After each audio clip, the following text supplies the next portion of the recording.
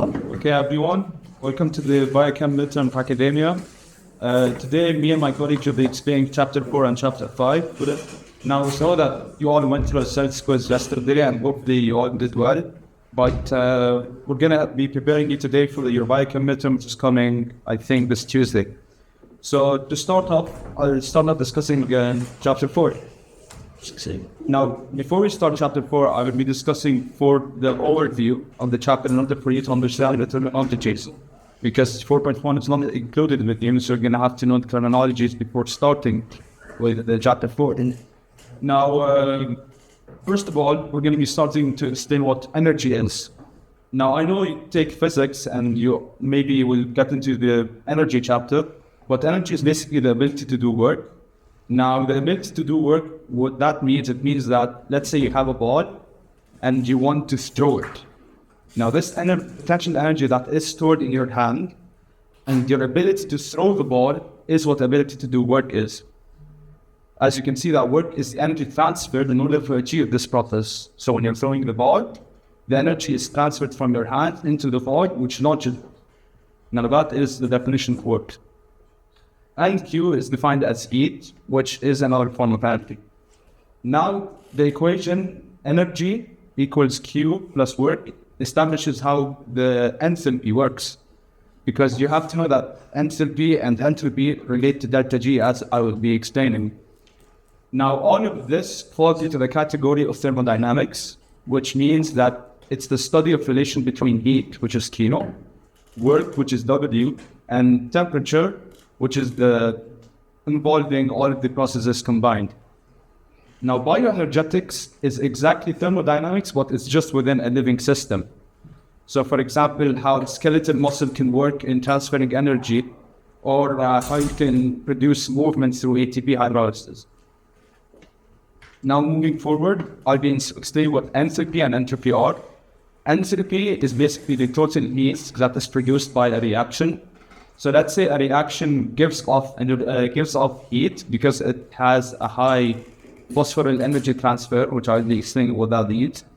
Now, for this sort of reaction which releases heat, it is known as exothermic, and it will be indicated if you focus that a reaction has a negative delta H, which is less than 0.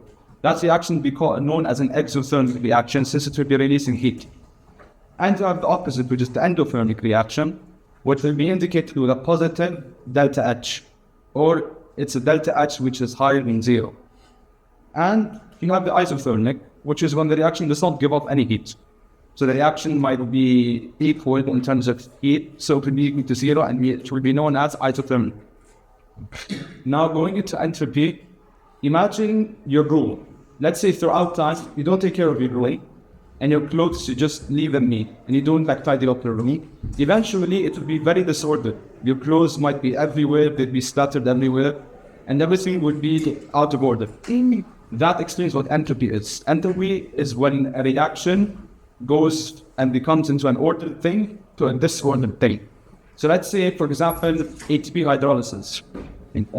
Does anyone know what ATP hydrolysis causes us to have? What molecules exactly? Yes, I'm like, so this one molecule of ATP causes us having two molecules, which is ATP and TI. Now these this reaction would be having a positive enthalpy because there will be more disorder. There will be more molecules that are being formed from one molecule to two molecules. So it will be indicated that entropy would be higher or increased, so to be indicated with a positive delta S. And if it is less ordered, if it's more ordered and there's not disordered, it's more intact, it will be negative delta S. Another example is like solids, liquid, and gases.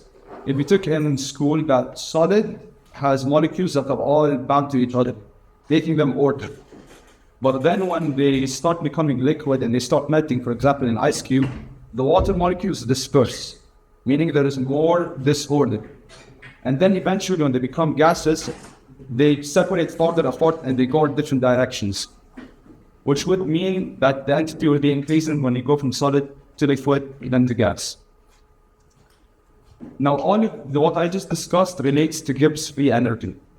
Now, this equation, I know that in your book it says that you have to derive it and stuff like that, but mostly in the midterm they won't ask you to derive anything. They just have to know the relationship here. And just for a general rule to easily target the questions that will come to you in the exam, you will have a negative delta G, which I'll be explaining what that means, if you have a negative delta H, which makes the reaction exothermic, releasing energy, and if you have a positive delta S, meaning there is more disorder caused by the reaction.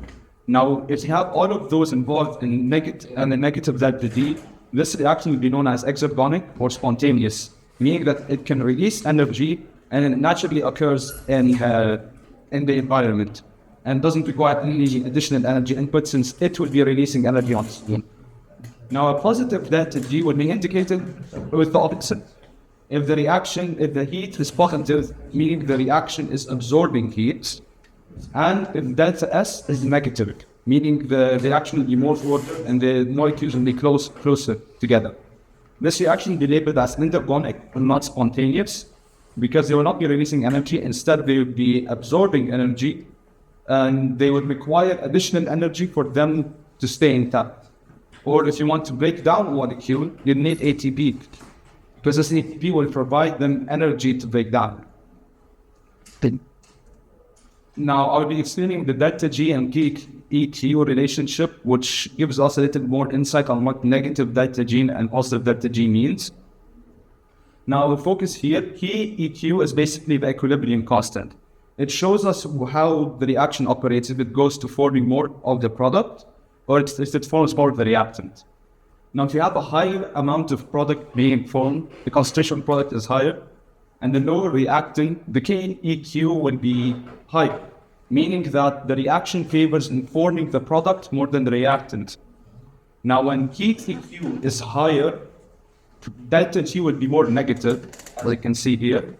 Negative delta G indicates that KEQ is higher than 1, meaning the reaction is exergonic.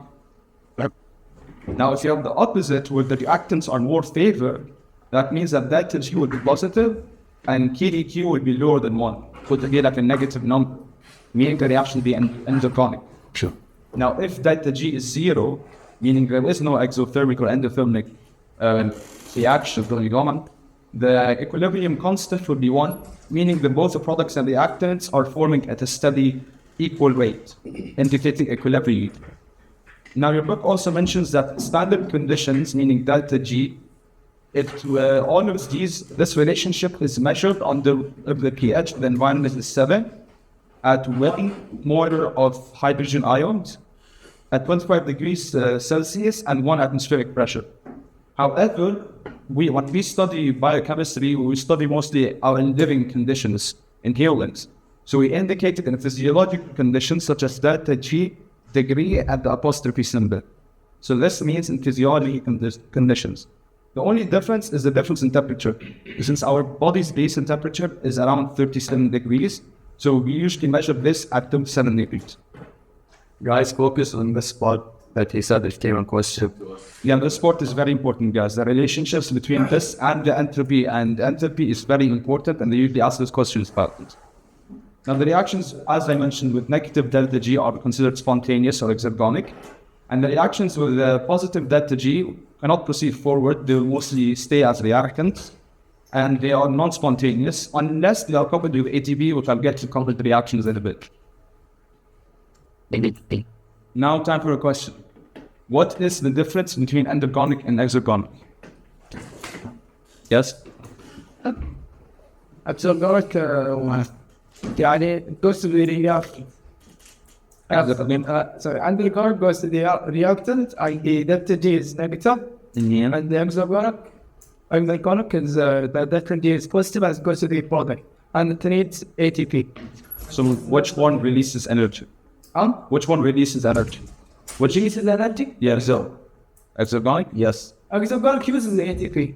بس ما في ذا ريليس ولا Exergonic. هو قال exergonic ترى بس spontaneous ولا That's it. Exo. It's something, you know. It's correct. Can you explain why? Because actually, exergonic is really kind of big. That's Jehovah is like this with me. Well, I always was exotonic releases energy and absorber. Yes, that's correct. Yeah, in better. Thank you. Okay, now another question targeting the delta G.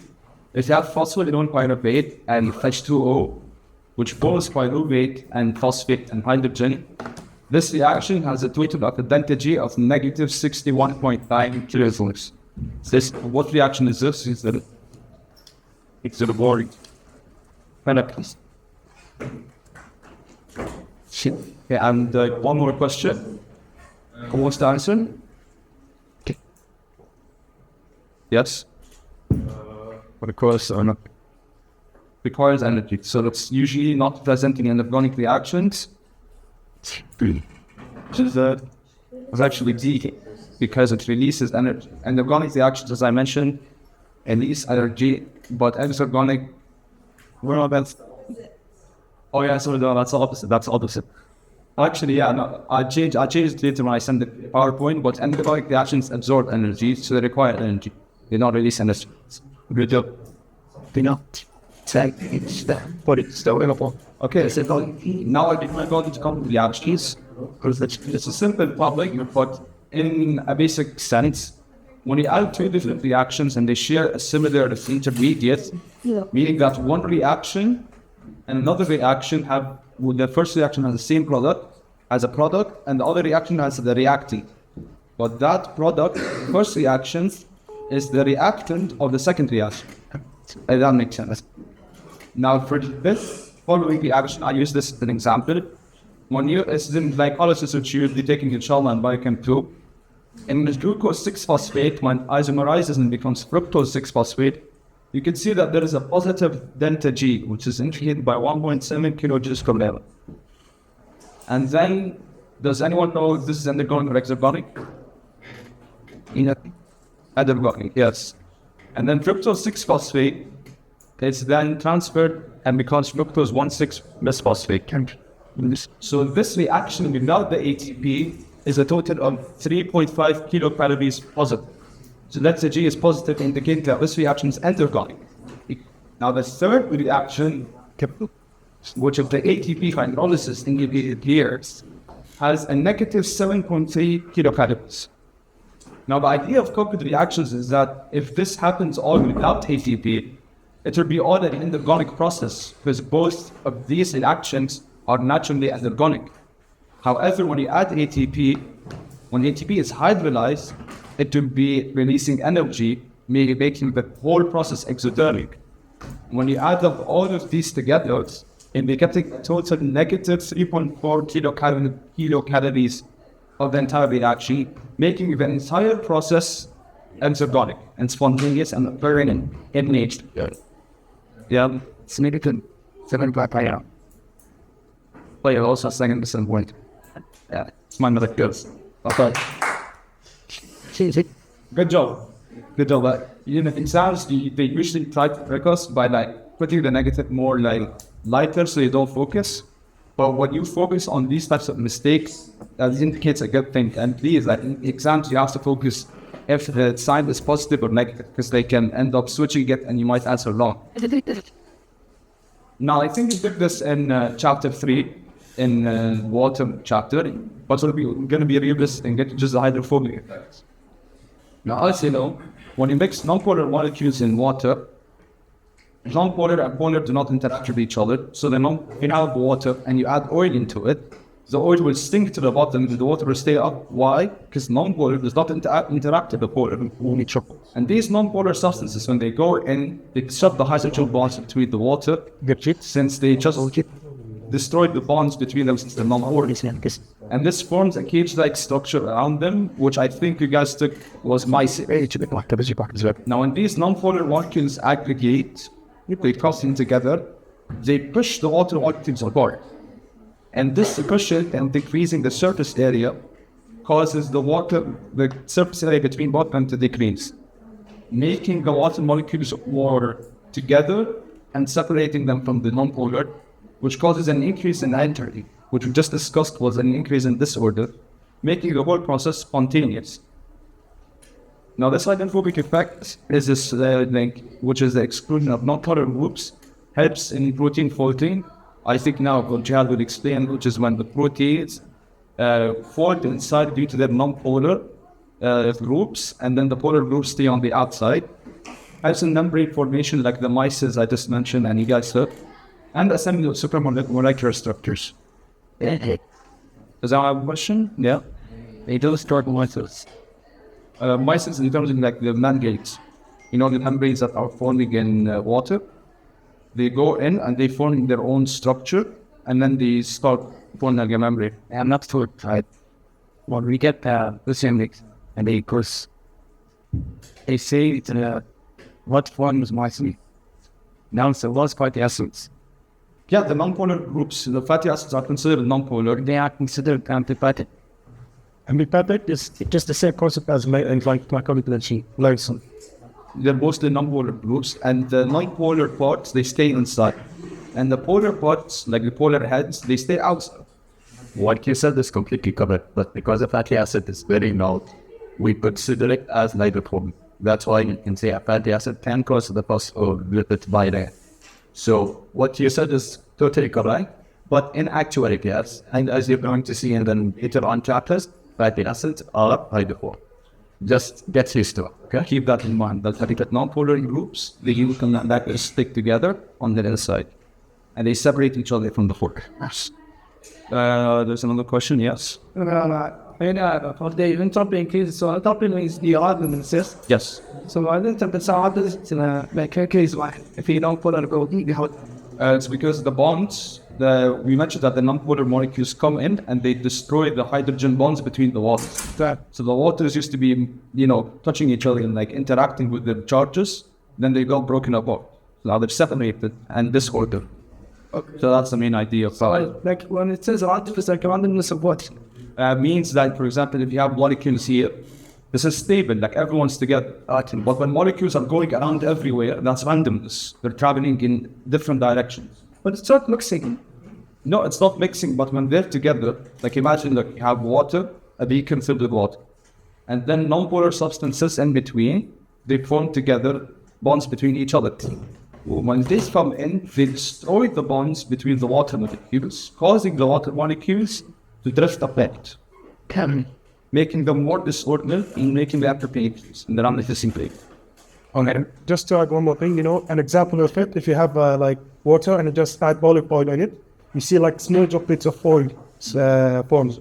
This is what is basically saying. They stop it in the groundwork to avoid as much water as possible. I mean, the best drying together is it indoor external. So the way you add water, when you add oil to water, and the oil is dispersed, then there's no need the oil is conjoined together to avoid the water. It's this action conjoining exothermic or endothermic. 20% endothermic. Exothermic. Basically, the burning stems. It's underground. The stems. Yes. Sure. And that's it's spontaneous. It's spontaneous, exactly. Because we know about the calories. Yeah, that is. Yep. So they can Awesome. guys, it's spontaneous. That's what's going in Morphosan. Now, there are two main reactions in metabolism which usually occur. First one is phosphorylation, and these reactions, both of them, you guys please focus on them. They might ask you, what are the two reactions that drive metabolic processes? So focus on these. Phosphorylation reactions are the first, which is basically the addition of phosphate to, for example, ATP. This phosphorylation causes formation of ATP, or for example, ATP adding phosphate to a different group, like how we saw with the fructose-6 phosphate. That's one of the reactions that drive all metabolic processes. And this reaction of forming ATP causes ATP to find most important source of immediate energy. Now, second of all, you have redox reaction, which I think you took in chapter 1, which is basically this example, you have electrons slashing from reduced molecules to oxidized molecules, such as NADH, NADPH, and PDH group. Now, for example, I got this reaction from lactate dehydrogenase, which is pyruvate turning into lactate. Now, this reaction requires NADH, as then NADH becomes NAD. Does that mean it got oxidized or reduced? Oxidized. Correct. So in this reaction, NADH got oxidized, and then pyruvate got reduced into lactate, which means that this redox reaction is very important for this process to occur, which is pyruvate becoming lactate. Does anyone have any questions? Okay, move. Bacon. Now, the role of ATP in metabolic processes, it's basically to couple it with reactions that are very endergonic in order to release more energy. Now, as I explained, when you add ATP to a reaction that's endergonic, the total reaction will end up being exergonic. Because when you break down ATP into ATP and phosphate, you can see that it has a huge negative delta G of 30.5 kilojoules per day. And then, but if you break down ATP even more into AMP, producing pyrophosphate, you're going to get a negative 32.2. And then some reactions are super endergonic to the point where you might need to also break down the pyrophosphate into two or inorganic phosphates, which releases even more energy, higher than the ATP, which raises the ADP, and higher than the ATP, which raises AMP. Please focus on this, that the breaking down pyrophosphate has a higher or a much lower delta G than the others, and is the highest form of releasing energy.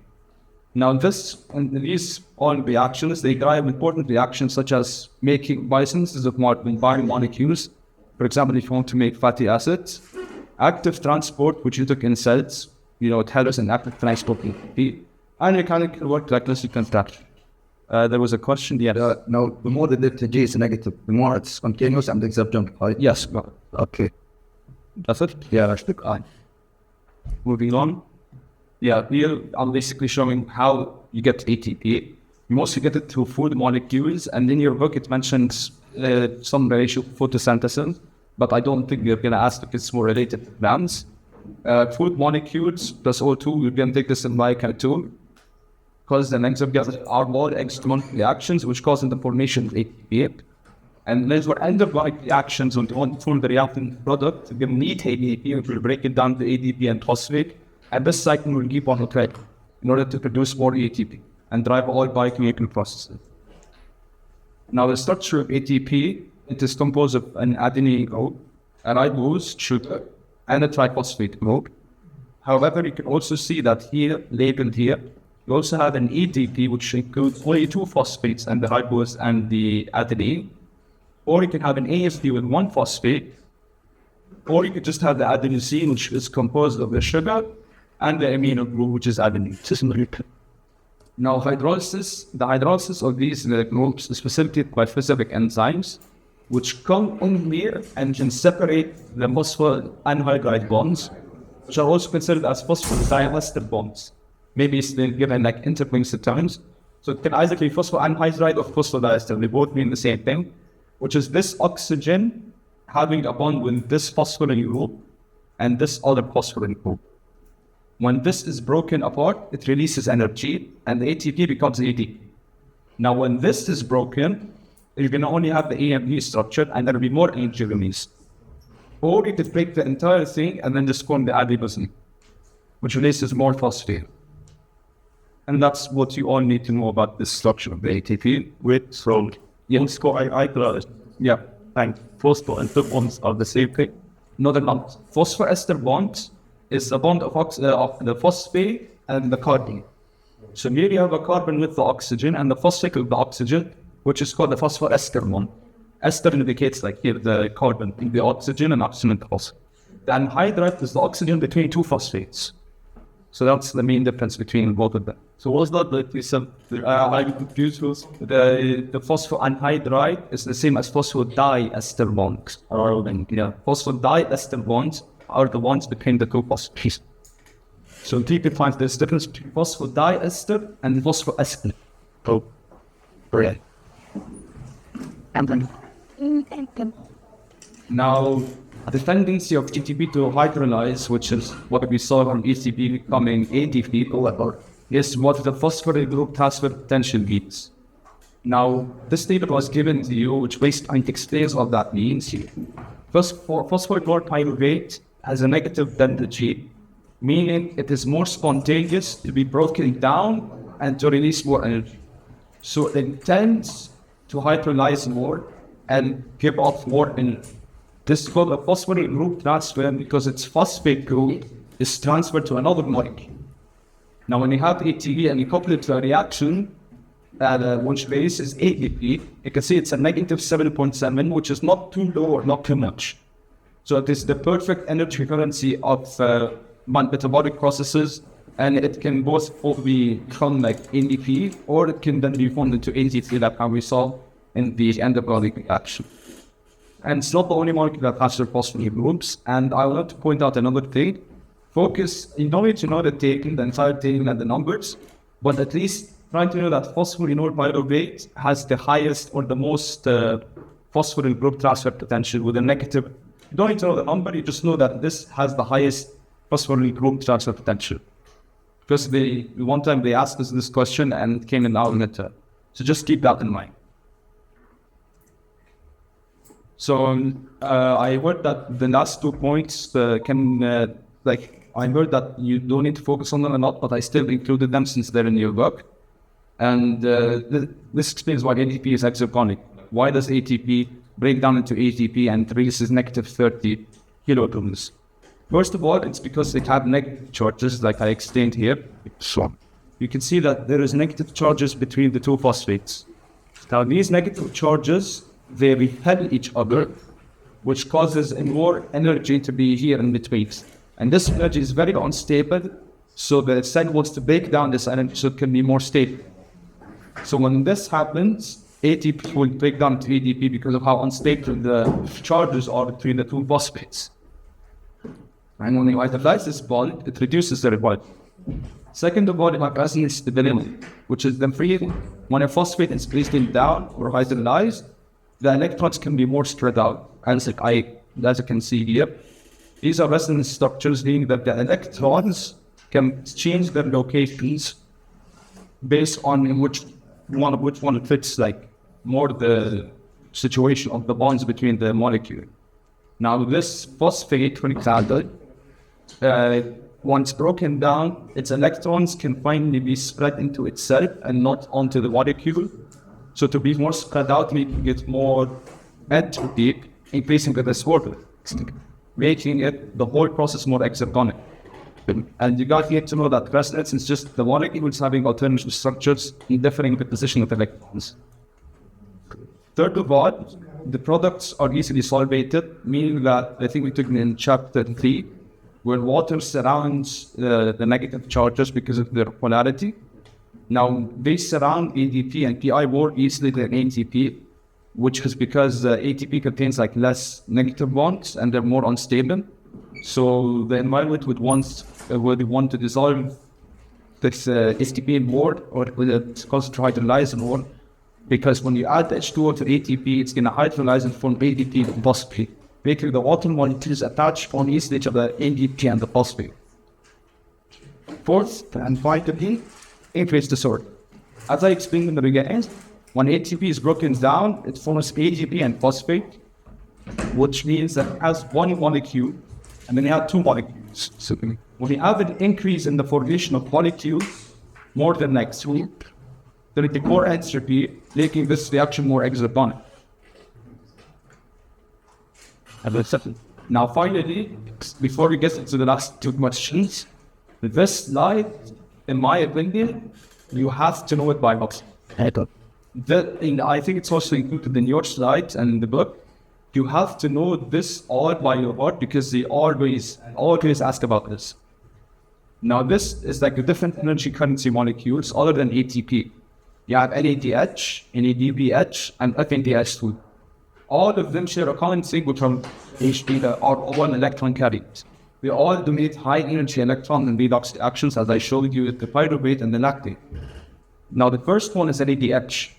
NADH is mostly used in capturing energy in the oxidation or breaking down of glucose and fatty acids. And it yields a large amount of ATP because it goes through something called the citric acid cycle, and it breaks and can yield more ATP through that. I will get to the to how it yields out into the ATP and how to differentiate it between FADH2, because you can see FADH2 is also involved in the citric acid cycle. Now the second one is NADPH. This one is involved in the biosynthesis or in making fatty acids and cholesterol.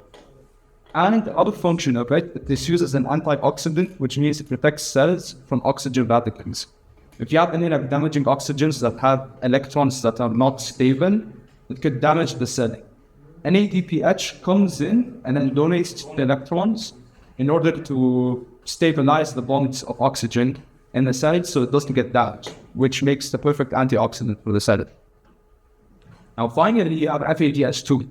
It is a reduced form of FAD or flavoride protein, and it is involved in the citric acid cycle. Where it's involved, it oxidizes acetate groups, yielding FADH2, CO2, and NADH. And it is a product of fatty acid oxidation degradation. Meaning, here, NADPH helps in the synthesis of fatty acids. FADH2 is formed when fatty acids are degraded. Now, NADH helps in the oxidation of glucose and fatty acids. It helps in breaking both of these down. And this process yields a lot of ATP. But FADH2 is more involved in the citric acid cycle in the formation of these products. So the difference is this breaks down glucose in glycolysis, which you later take in biochemistry 2. And the other one is more involved in the citric acid cycle, which helps in oxidizing acid, making these two molecules. And it helps in breaking down fatty acids. Does anyone have any concerns regarding these? Now I have 2 more questions before I give the floor to my colleague Al-Moutasem. Which of the following describes the hydrophobic effect of non-polar molecules? Yes? Before there's events, the themselves in water to avoid from that to water. Yes, that is correct. Couple. Now, final question. What form of energy is required for fatty acid biosynthesis? People. Yes? We need to. Focus. Can I take another? That's good. Because we mentioned that NADPH is involved in the biosynthesis, and we mentioned that the product of the degradation of fatty acids, FADH2, and when you break down fatty acids, NADH helps you capture that energy. So before I let Al-Moutasem explain proteins, does anyone have any questions, any concerns regarding chapter reports? NADPH is mostly buttons. It can be involved in plants, it's mentioned in your book, but it can also be involved in humans. It's also involved in the making fatty acids, which you take in biochemistry. Keep it in mind, anything you eat synthesis, NADPH. Focuses B and pH helps in your fancy set up in the store. I would. Yeah. Okay. Now I'll be letting Al-Moutasem explain what it is.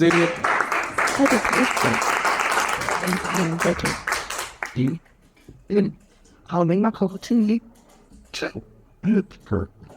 And what reasons are recommendations and Okay, so assalamu alaikum everyone. Here's Pakistan. Now we're going to start with you.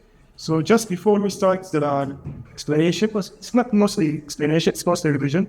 I'm going to ask you questions and we're going to revise this chapter together. What do you think of this chapter? Is it easy, hard? Hard? Yes, hard. Do you think it's hard? Please do that. Everyone. But it's always لا chapter 5 chapter 5. على طول بتصحي قدام بس الله عليك استخدمهم ضفير So, let's get an introduction of proteins first. Can anyone tell me any example that you already took throughout this year of proteins? Any example? glycocalyx. Glycocalyx. This is not protein. It's carbohydrate. Those are proteins. Everything on the membrane, including glycoprotein. But it's not a protein. Yeah, I want What's a protein? a molecule. Answer that. Yes. When you get it, kicks to it. I was on that. Okay. Enzymes, antibiotics. I want to take this hemoglobin. Those are examples of proteins. Now, does anyone have any idea how do you distinguish them? Like the proteins that you have many of. Many members, hard amino. What? Sorry, Agro. Okay, so can you be more general? With that stuff. like that, beside the chain, points, yeah, punching this item, like the root was number, composition, and the sequence. That's why it's incredibly complex and diverse. And now, what are the requirements of living essence? Simple. First, yeah, what is like 40 years, okay, but when we have two. You already said that you distinguish amino acid by the number of amino acid, like something why not amino acid, but so substance. How many amino acids do you have? You started Is it listed by what? less than. So anything less than 50, we call it a peptide. And anything more than a 50, that's it. And anything more than 50, we call it a protein. Yeah. Okay? You might ask these kind of general questions, and it's honestly keyword, so you should already know. Okay? Then we're gonna start with the bigger. First of all, how many types? 20. No, I said types. Go ahead. Start with standard and non-standard. Okay? And now, how many do we have? 20. 20. Okay, and we're gonna start now with the structure. What is the general structure? What do you have? I'm not going to do this. You have here answers for us. Correct. The bicycle. Back over. What's scrapped? You know what? I think it's Why you are even this? You have two of like what? hydrogen, carbon, and let's say that okay? However, this is for only 19 of the standard pillars. We have an exception. That's funny. Let's first. Now, why exactly for? He's the big ones. That's when you want to second marriage. That okay? Because we have a secondary amplitude. We already mentioned that most of them have the primary amplitude. Just for the reference, I mean group that is primary. Sure, got it. That's very Okay. So a primary amine group has two hydrogen and is usually bonded to a single carbon. Okay?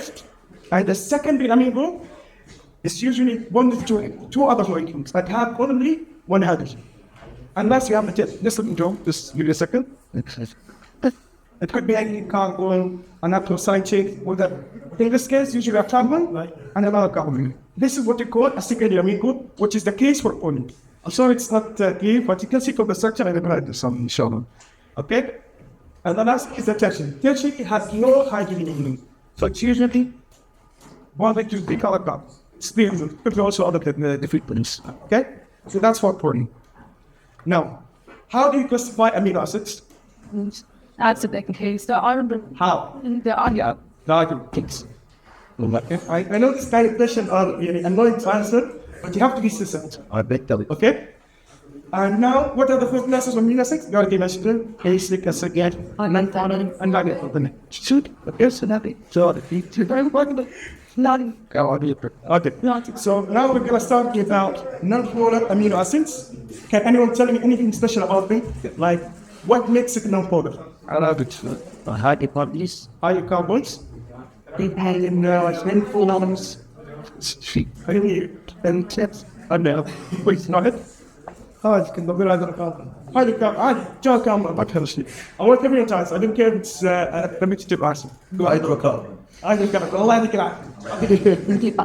Okay? It could be rings, it could be just little carbon molecules, as you can see here. And yeah, that's fine thing. Yeah. What kind of interactions are many involved in? Hydrophobic interaction, just like my colleague mentioned, that is the hydrophobic interaction. Okay? The things that you see here, these are the ones that you these are the ones that you have to memorize by heart. Because in the exam, they could give you an amino acids and you have to recognize them. Would help. Come on. Do I know? Now, we're going to go to the next group, which is the neutral polar amines. Again, I'm going to ask the same question. What's special about them? About this. About neutral polar amines? They're white. They have the hands white. Void, excellent. They have one more side group. That's it. For 16. That's it. Yeah, 16. It's all of base substrates.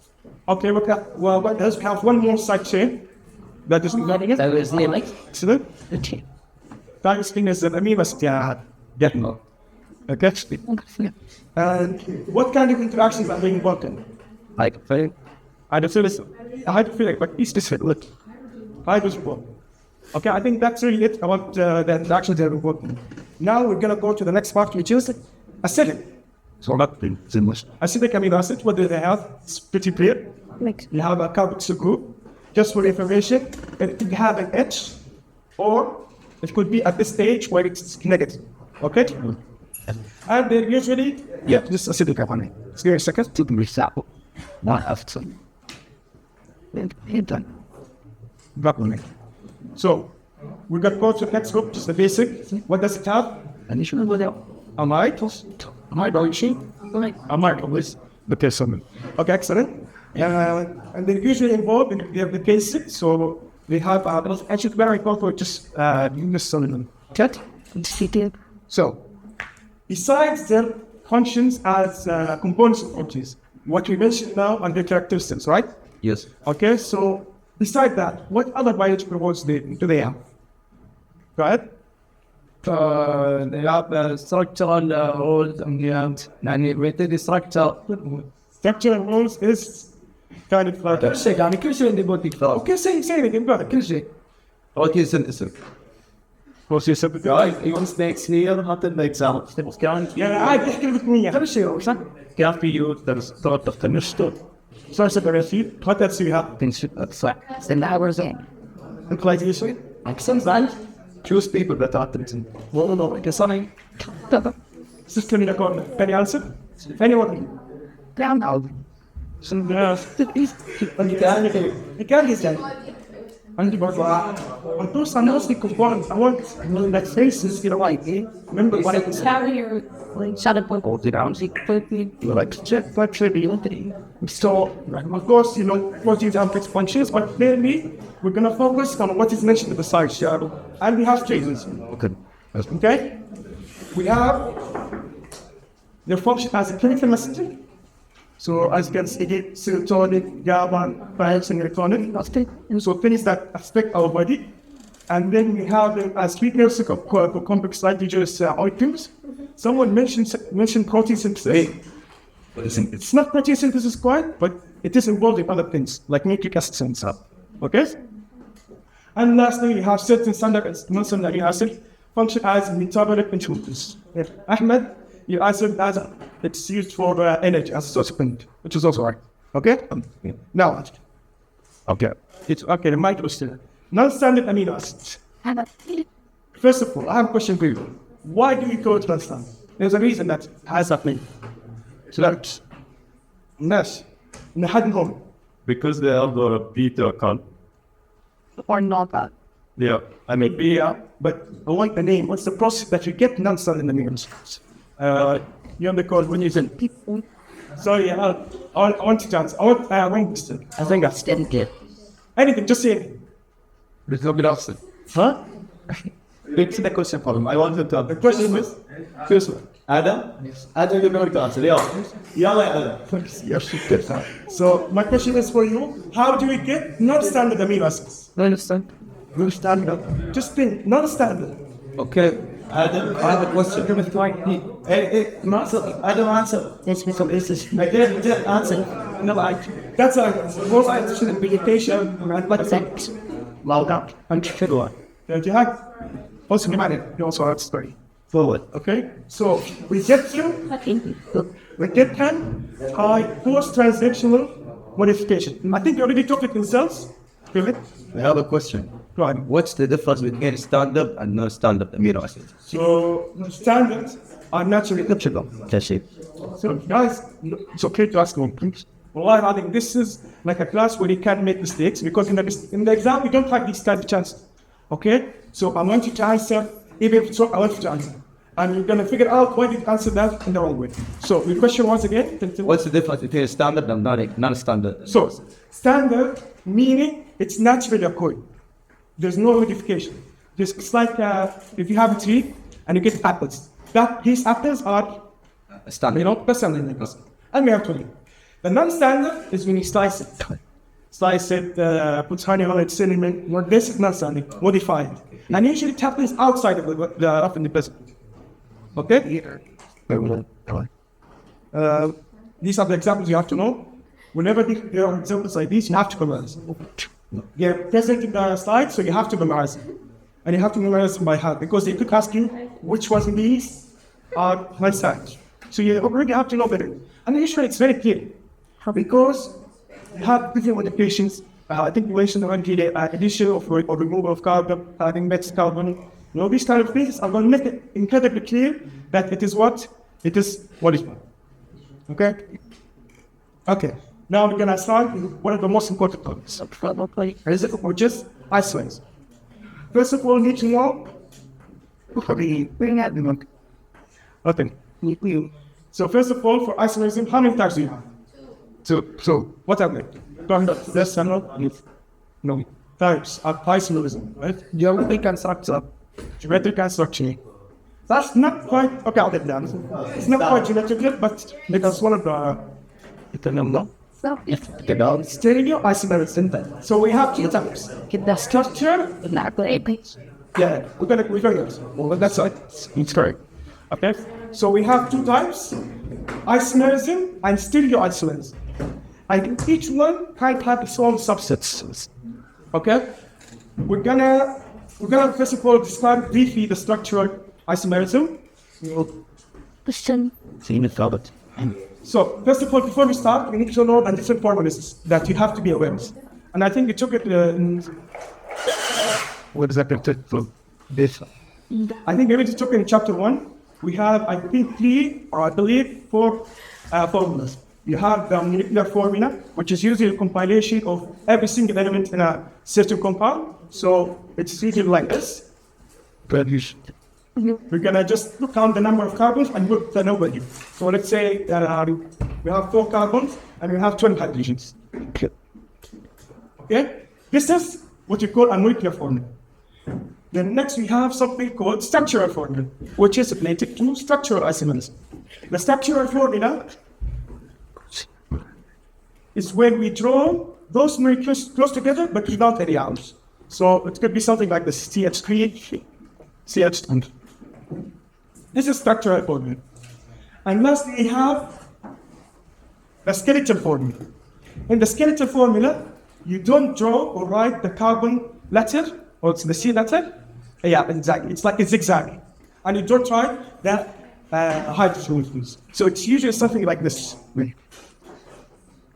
Okay? And in the exam, in the midterm, they could give it to you in this way. And I think, Jihad, remember in the midterm, most of them were in this one. So get accounted to this because صراحة فاجئونا بالمنطقة. يعني ما كنا متوقعين. We weren't expecting to see everything there. Yeah, one of the questions came. It was like this, just 10 zigzag lines, and how many amino acids are there? Or some. You need to get to see try to search about these things because a lot of messages. It was a surprise. I find liters. That's repeated. You need to know this to identify this one. The amino acids that you have to draw, okay, you need to also be able to draw them in this form. So if you have to draw an amino acid, not draw the better organized. yeah, even better. Yes. Okay, so we have carbon here in the middle. Just a bit. Focus on this part. It's very, very important. So usually it's something like this. We have a double control, little bit, and it's bonded to and H2, and here it has an R node. Okay, so as you can see here, We will see it for instance, the stupid part and a bit of tabloid means so unemployed. If you have no arms, okay, so it's something like this. Okay. Okay, and you do, and that's so it could be you can draw it like this way. Like usually it could be so it could be not depending on the R group. If it's carbon, it just could be drawn as a line like this. And you have to recognize that it is hydrophobic amino acid. And yeah, so as you can see here, we need to focus on 2 points. You need to find the carboxylic acid and the amino. So I see the carboxylic carboxyl group and the amine group. So I know this one is the alpha cat. Okay? You're gonna figure it out on your own. It's so easy. Just draw them. Try to open pictures on the internet, YouTube videos, anything that show you this, just so you can recognize it in the exam. So you won't get as surprised as we did. So as you practice the amino acid structures, draw them in this way or recognize them this way like we can. Okay? I need to watch Casey. When we count the carbon molecule, the conduct from amines and aminos, carboxyl, N to C, yes. Carboxyl N to C. And we have 12 moles of proteins from N to C. But right now we stand the amino acid little gender. Gets Okay. Now we're gonna go to the second slide, which is semi-isomer. Does anyone know what are the two types of semi-isomer? We thought, I mean, it's scissor process. Yeah, I'm ready. In terms of sticky isomers. Out. And After. In the pot. and then And in the dot. that auntie got to the Optical and symmetric. The outside. So what is the difference? What is optical? Get them fun. That means works. chickens. Stay ice. Clear. Honestly. That's the meaning. Okay, so let's start with the optical semi-isomer. You know it. Okay? Maybe it's a It's like inch spot. With pyramid. You are saying on me. Bah. Ah. Just give me a second. So, said it to they post about because that's all the middle. Then he's like that. Ain't that great? Yeah, blows. Single with mirror fights. Watching get So we have two types. I'm not going to draw for things like count, but we have two types. Sorry, we're going to start with optical isomerism, serial isomerism. First of all, you need to know what is a carbon, which okay, I'll let you answer. Does anyone know what is a carbon? that. Oh, there's 1.5 goals. Excellent. And can you tell me more about what does it cause? What kind of effect does it have? Why? Okay, it's a bit. So we have this carbon. It has 43 groups, and due to that carbon, it has the ability to rotate plane polarized light. Okay. Of course, I know there's a lot of going on. So first of all, we need to know what is plane polarized light. We have something called a parameter. Okay. So it's basically a kind of a machine where we have normal light directed towards it. Does anyone know? We know that light is multiple wavelengths, right? Okay. So this one is going to penetrate into a single wavelength, and this wavelength is what you call plane polarized light. Okay. Now, the amino acid with the carbon has the ability to rotate it. Okay. So it could come here and then direct it somewhere else. Okay. And we have, I think it was already mentioned here, we have two forms, L and D. Right? So we have an L, or let's say this is L, it's going to rotate it this way, downwards. The D is going to rotate it upwards. It's going to be opposite. Okay? Okay. So one question that came in the exam about this, and also I got it wrong, that's why I'm mentioning it, is that... So I've never seen. Oh, yeah. So first of all, I need to know how to do it. Okay? So we're going to start with the alpha or the carboxyl. That's usually to the top. Guys, he's literally telling you questions that we got wrong. Yeah, this is one of the questions that was a surprise because it was not directly mentioned. But you need to understand what? The structure of it. Not directly, we're not directly. Okay? So this is the kind of carbon, right? So it has an H here and the R group here. What is the most important in this part is the nitrogen or the amine group that is usually present here. Now, most naturally occurring amino acids, they're always in the L configuration. So L meaning that the amine group is to the left. Okay? The D, however, is going to be just the opposite. The N or the amine group is going to be to the opposite. It's going to be to the right. So just remember N for left and D for right, cross. Just remember it. Okay? Now, so can I intervene? Guys, I want to ask you a question. How many amino acids contain a carbon? was Janitin and Farid. Okay, which one doesn't? Like the sites, Why can't I do not like that? So that's how our groups what? So it's not a kind of different. goes well. Exactly. So it means that it can't rotate any name polarized line. Okay? So can come a question. Can lysine rotate X, Y, and Z? No, it can't. Okay. And one last thing before I move on to the next topic is for the optical exposing, it could give you a structure and you could be expected to recognize that amino acid and also know the configuration, like how I just mentioned. So they could give you type C. I don't know the structure, so I'm just gonna write type C. But the amino group is to the left. So this is what we call L-tyrosine. And If the amine group is to the right, it's what we call D-tyrosine. And it does not matter that most amino acids are naturally occurring in the L configuration. What they're going to ask you is, what is this? They're not going to tell you, oh, okay, all of them are naturally occurring in the L configuration. No, you have to recognize where is the amine group. If it's to the right, it's D. Okay. The group is the most polar group, or the polarity. For the amino acids, the most polar group is what you were coming to the time? you in the back on your iPad. What's the most polar group in an amino acid? What? Enter. If you had the sector, Anyone, enter. What are the groups on an amino acid? What are the groups? شوفي على الامينو acid. تكون بس كده وصل ما بسيطة. في عندك R group, في عندك amine group, في عندك carboxylic acid. Which one of them is the most polar? شفتي انا عم بحرتك فبدك تعمل تنساها. The most polar is the amine group. Okay?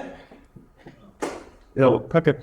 So now we're going to go through the types. Now the L and the D configurations, okay? Now we're going to go through the types. We have three types. We have enantiomers, which is basically the L and D configuration, okay? And they're mirror images of each other.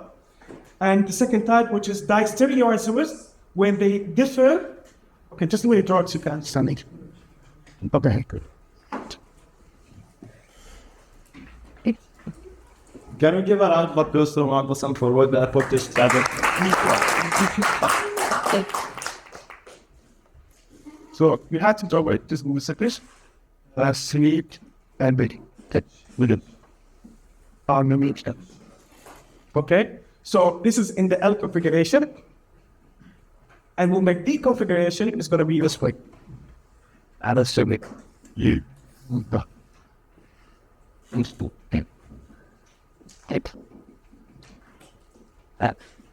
Okay, so this is an enantiomer. They're mirror images of each other. Just like how we have hands like this, they're usually like this. They have mirror images of each other. Okay? And we're going to go to the second type, which is enantiomers, is where they differ. They're different in terms of the arrangement. So it could be like the edge could be here in place of the R. That's what you call a distereoisomer. And the last one we have, which are the dimers. Dimers, they are distereoisomers, but they are they're only different at one single group. Okay, okay, just in a second. So I'm free. usually distereoisomers, they're different in multiple locations, but in epimers, sorry, I said dimers, but it's epimers, they're only different at one single location. Okay? It's not going to be asked a lot, so just get the basic idea. They could ask for a definition, so just know that. Guys, if you get two stereoisomers that are mirror images of each other, true or false, you can place them over each other and they will cover each other. What? True or false? True question. If you get two stereoisomers and you place them over each other, would they be able to cover each other? What is it? They're mirror images. No. Good. Keep that in mind. Okay, that's an important question. Distereoisomers and epimers are usually not It's like doing like this in your mouth. So great was it? excellent. Yeah, that's all. Okay. Good. Okay, now the only one, I think we stayed out here in the isomer part. Now we're going to go to the fun part. So, but now we're going to discuss the ionic state of the amino acid. Usually when you look at the amino acid, usually we see negative and positive charges, right? Okay. This is because most standard amino acids are usually present in the physiological pH. So does anyone know anything about the physiological pH? Physiological conditions? Yes, okay. Standard pH? Zaid talked about Singapore, right? Correct. And physiological conditions meaning blood pressure, I think blood pressure, temperature, this kind of things. But you're gonna mostly focus on the pH, okay? So, can anyone tell me what is the let's forget that. What do you call an amino acid with a zero net charge? What do we call it? Twitter ion. Excellent. Okay. Yeah.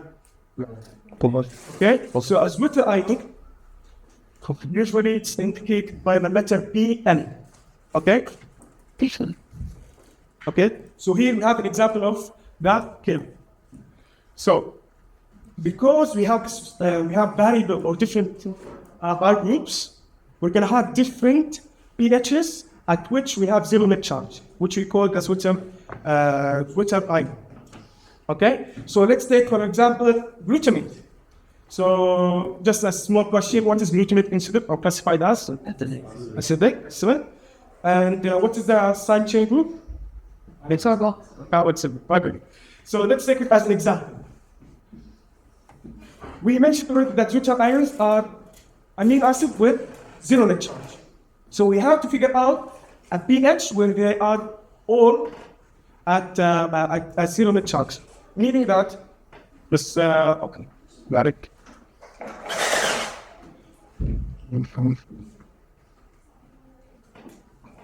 Okay, so let's start from the lowest pH possible. Okay, at pH 1. Anyway, yes, what is the net charge, or let's say the side chain, the carboxyl group, and the main group? Which one has positive and which one has negative, or it doesn't have any charge? One has positive and there's carboxyl is here. Carboxyl function, so it's been Malak for Okay. The R group, what happens to the R group? positive or zero. ours.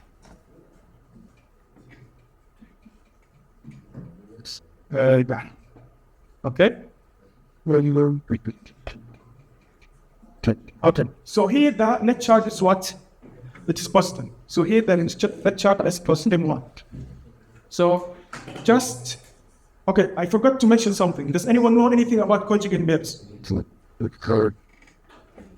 Thinking about Conjugate pairs. They come to fair. This conjugate pairs. Random 100 cents. I don't want to know that. Yeah. These factors have just but basic and acid. Okay. So just briefly up a little. So So example, I said these is like the top. Can you update your pencil with this one to read the guys counting us first? okay, Andre's response. I have not. Oh, sorry. Okay, so first of all, let's go for the conjugate pairs. Now, we mentioned at physiological pH, the carboxyl group is usually at least 8, but you need to know why. So, carboxyl groups are strong acids. Strong acid meaning that it's going to dissociate completely. So, let's just put it into the equation.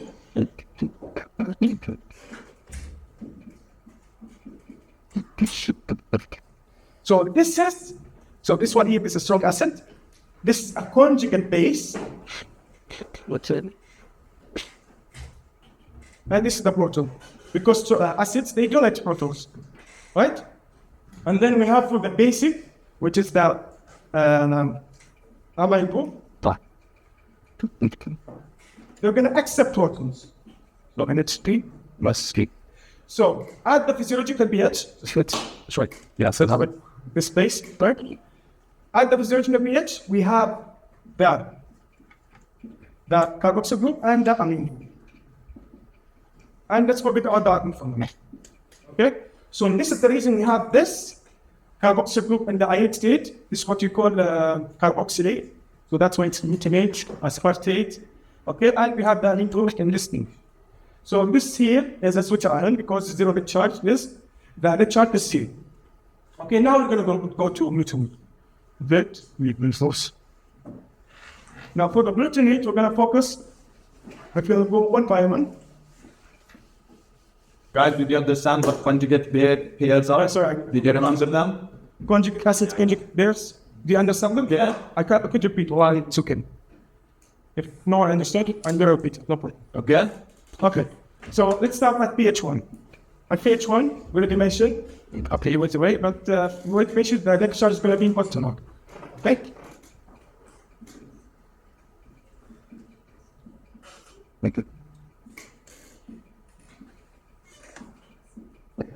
Okay? So here, the net charge is positive 1. Now let's raise the pH a little bit higher. Let's make it at, let's say, pH 4. Now, the side chain, usually the Faris group, is usually a weaker acid. So it requires more protons to hold on to that proton because they don't have protons, right? So we need a lot of or very high concentration of protons so they can keep it because they have. It's like giving a guy so he cannot lose his home. You give him too much money, so he does not spend it all, right? So this is the same case. So at pH 4, this one is a weak acid, requires more proton to keep it. But in this case, in pH 4, there's less. So the side chain carboxylic group is going to lose it, becoming in the carboxylate state. Okay? So the net charge now need is 0. What do we call it? Go. Was it like that? You're tired. Okay? Now let's raise it a bit higher. Let's go to basic conditions where we have very little amount of protons. Not to the donate. You and the what are basic conditions? What's the basic condition? pH comes out. So, okay, what is the pH at the basic condition? A question in the exam. Yalla, answer. Okay, when do we start? When are we? The normal pH or the physiological is almost 7. When is it acidic? When is it basic? That's fine. Less than 7 is acidic. More than 7 is Yes. Great. Bye-bye. Focus. So let's raise the pH a little. Let's go to pH 7. Or let's go to the basic one. 12. Now, at basic conditions, we have so little amount of protons that not even the amine group is going to hold on to its charges. Okay? So what happens is this one is going to lose it, becoming CO minus. And the amine group is also going to lose it, becoming NH2. So the total net charge here is going to be what? Negative 2. Okay? Now, anyone notice something missing now? Anything missing? Are there 2 chocolates in the market? I can't see those 3. But still on that. Where is it? Yeah, okay. What's the image? I mean, stage. There's something missing. So we went from positive 1 to 0 to suddenly negative 2. Go. Right? So what happened is, here at the pH 7, at the pH 7, this one here is going to lose it. I just jumped in. I just want to see if you focus. Okay? So I just jumped in and moved this and it became negative. But there's something in between where it is negative 1. Okay? So for acidic condition, we have negative 1, negative 2. Acidic amino acids. For basic, we have positive 1, positive 2, and negative 1. Okay, honestly, I think I'm mixing things up. I want to ask another question if you're ready. Adam, I want you to answer this question. Okay? Now, as the pH increases, what happens to the number of hydrogens in an amino acid? What happens? Do they increase? Do they stay the same? Do they lower? What happens to the number of hydrogens in an amino acid while the pH is increasing? Decreasing? What? I think decrease. Why does it decrease? Because we're reaching the pKa of the things involved. Bravo. Okay. Go for Adam. So finally, we're done with optional. One more thing. We just need to know this one unit. We switch our IF is PL. That's what we want to give us. How do we get it? We take the pK to one of the amine group, sorry, the carboxyl group, and we're going to take the pKa of the R group, which is carboxyl. And this way, we're going to get the butyrene. Okay, or the stage where it has a zero net charge. Okay. Now we're going to move on. Can you explain what pKa is? Because I know this many times, but I didn't think there's a good question. Okay, here. So for pKa, it's usually at the stage where 50% is at the ionic stage and 50% is at the normal stage. So let's for example take COH. So at let's say pH 6, 50% is going to be in this form, and the other percent is going to be at this form. Okay, that is basically what is pKa. So if I told you that you have a pKa, this carboxyl group has a pKa of 6. So what does that mean? pH 6, half will be protonated and half will be deprotonated. Excellent. So if we lower the pH, what will happen? Most of them will be deprotonated. Okay. For a lot of Yeah, most send units lowest pH. And if reaction? people. Excellent. Okay. Finally, we're going to move to the last part, which is the reaction of amino acids. So, does anyone know any amino acids? I'll put amino acids. Right. Acids reactions, not like in Faris. Option that's everyone. That's a good worry. What else? Affected or transformation. I did. Affected pulse. Peptide bond. Excellent. And we have the last one. How do you think? The particle. Any point or Okay. So, we're going to, so this is again. different to make. So just listen. Yeah, skipped. Honestly, I also forgot it. The time you were with me, yeah, not to pretend it's No, audio. Okay, so the last one is the skipping. So let's start one by one. We have the peptide bond formation. Anyone know what kind of mechanism it's called? Your votes. Like dehydration. Listen, okay, guys, you need to differentiate between mechanism and type of reaction. Type of reaction like dehydration, hydrolysis. We want that type of mechanism. Mention. Nucleophilic substance. Excellent. I have that in mind. So, peptide formation has a mechanism which we call nucleophilic acidification.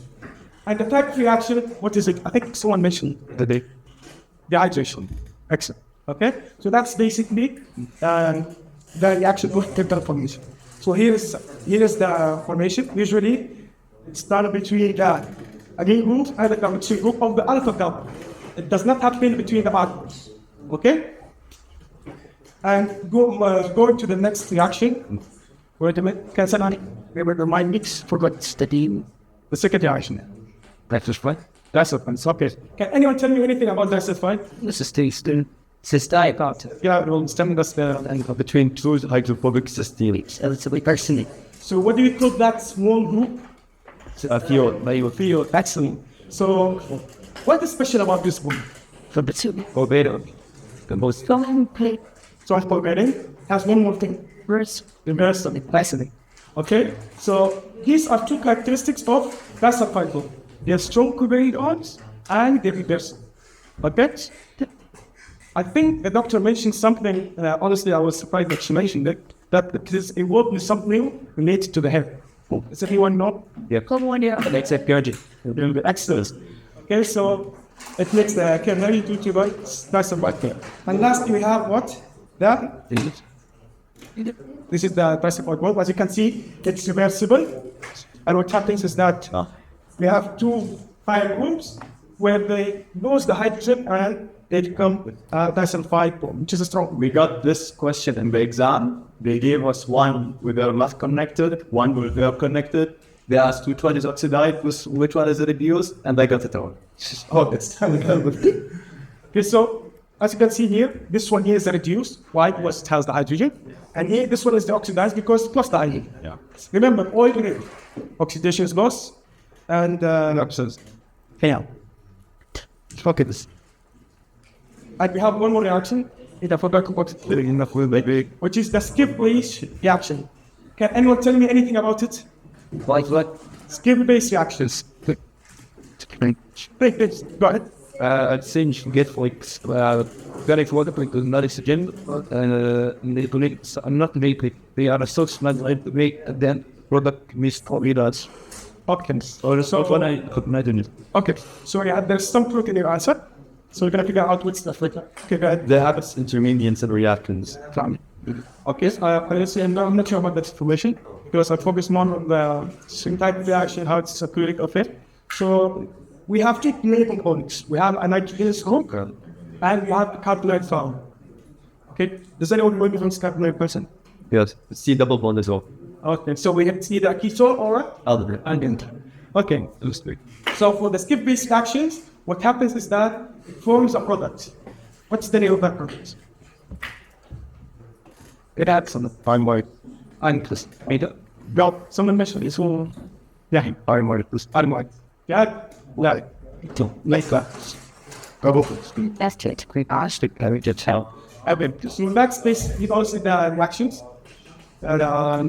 Just for summarization, does anyone who likes to volunteer tell me the correlations but on the reactions? Just quick, quick review. Yes. Anyone? Sure. Really bad. No. Just remember, table 2. Okay. Forward to Bethlehem, it's the fun business road. Okay. Keep starts to reach the mornings was with Zaid. Okay. So it's a great passing text the Okay. special. That's no, it's the last thing that's done for self and had a bite to sin. So much been a language. Right. What's some brother? Can't add to it. Your piece. Finals. Okay, that's I have the peptide works for mission because it's easy. Just when you have one, we have two amino that are put together here. What do you call it? That's usually being done. We have two amino acids that are bonded together. We have subcompounds. What do we call them? So the fifth and this is quick dipeptide, triglyceride, critical pairs, peptide initiate consequences. Okay, and lastly, we're going to go to the peptides point. We have 3 examples that we have tried. Try them out. Why do you think entered by the It's the habit cells. So, sir, glutathione, was good to go. Vasopressin. Espresso, and one more. Oxygen. Excellent. So, yeah, that's really it.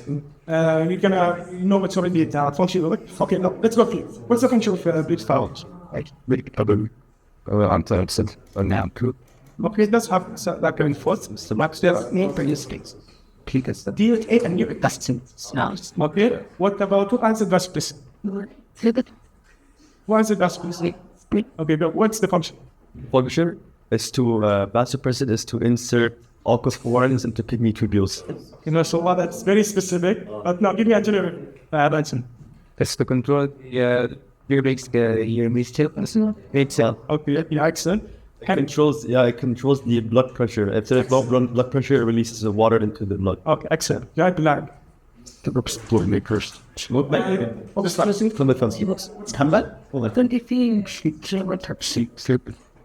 I think it's okay. Everything. You said you took the pregnancy box, huh? And this is the attraction that You tried the charge. Excellent. And it has one more word.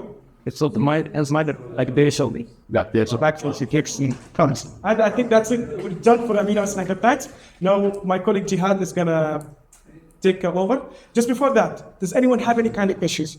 Wallah, I'll it's okay. I will repeat whatever you want. Just tell me 3 kind of questions. I'm gonna repeat it and go through carefully. Any questions? Anything that's to understand for us? That's true. So I think that's it. There's no way to Guys, but before Moutasem stops, please Moutasem stand in the middle. Everyone, round of applause.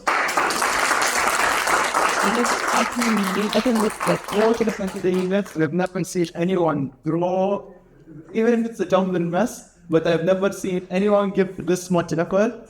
But I did a great match with that.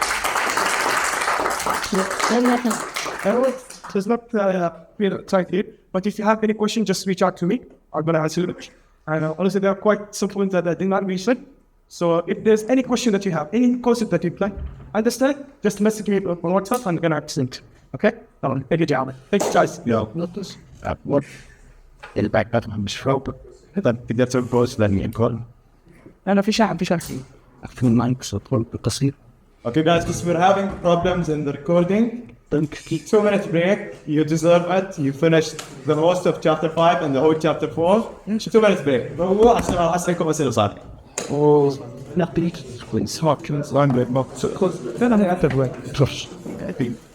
And just anyone that doesn't focus with me, you're getting asked hard questions and you're getting put on the spot, and you will answer. Okay?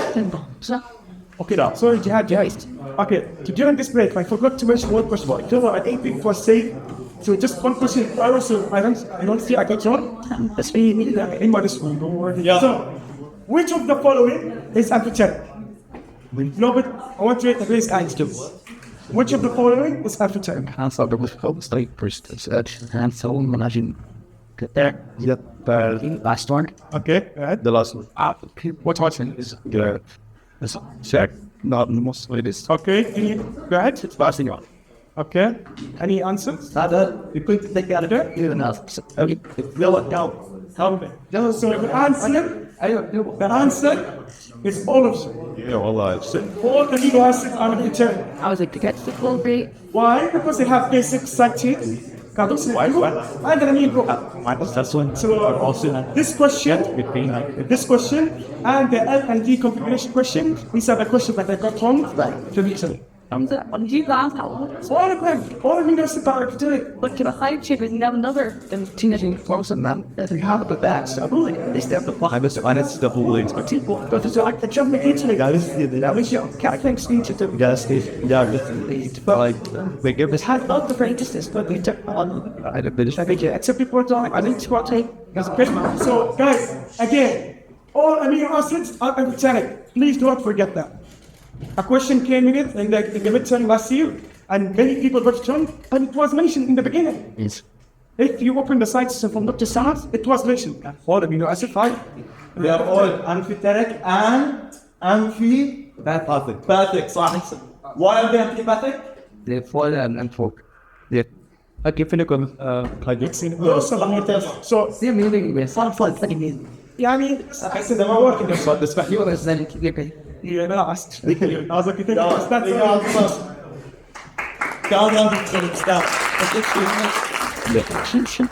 Okay, guys. Now 5.3. Yeah, I think that is the scariest part about this chapter.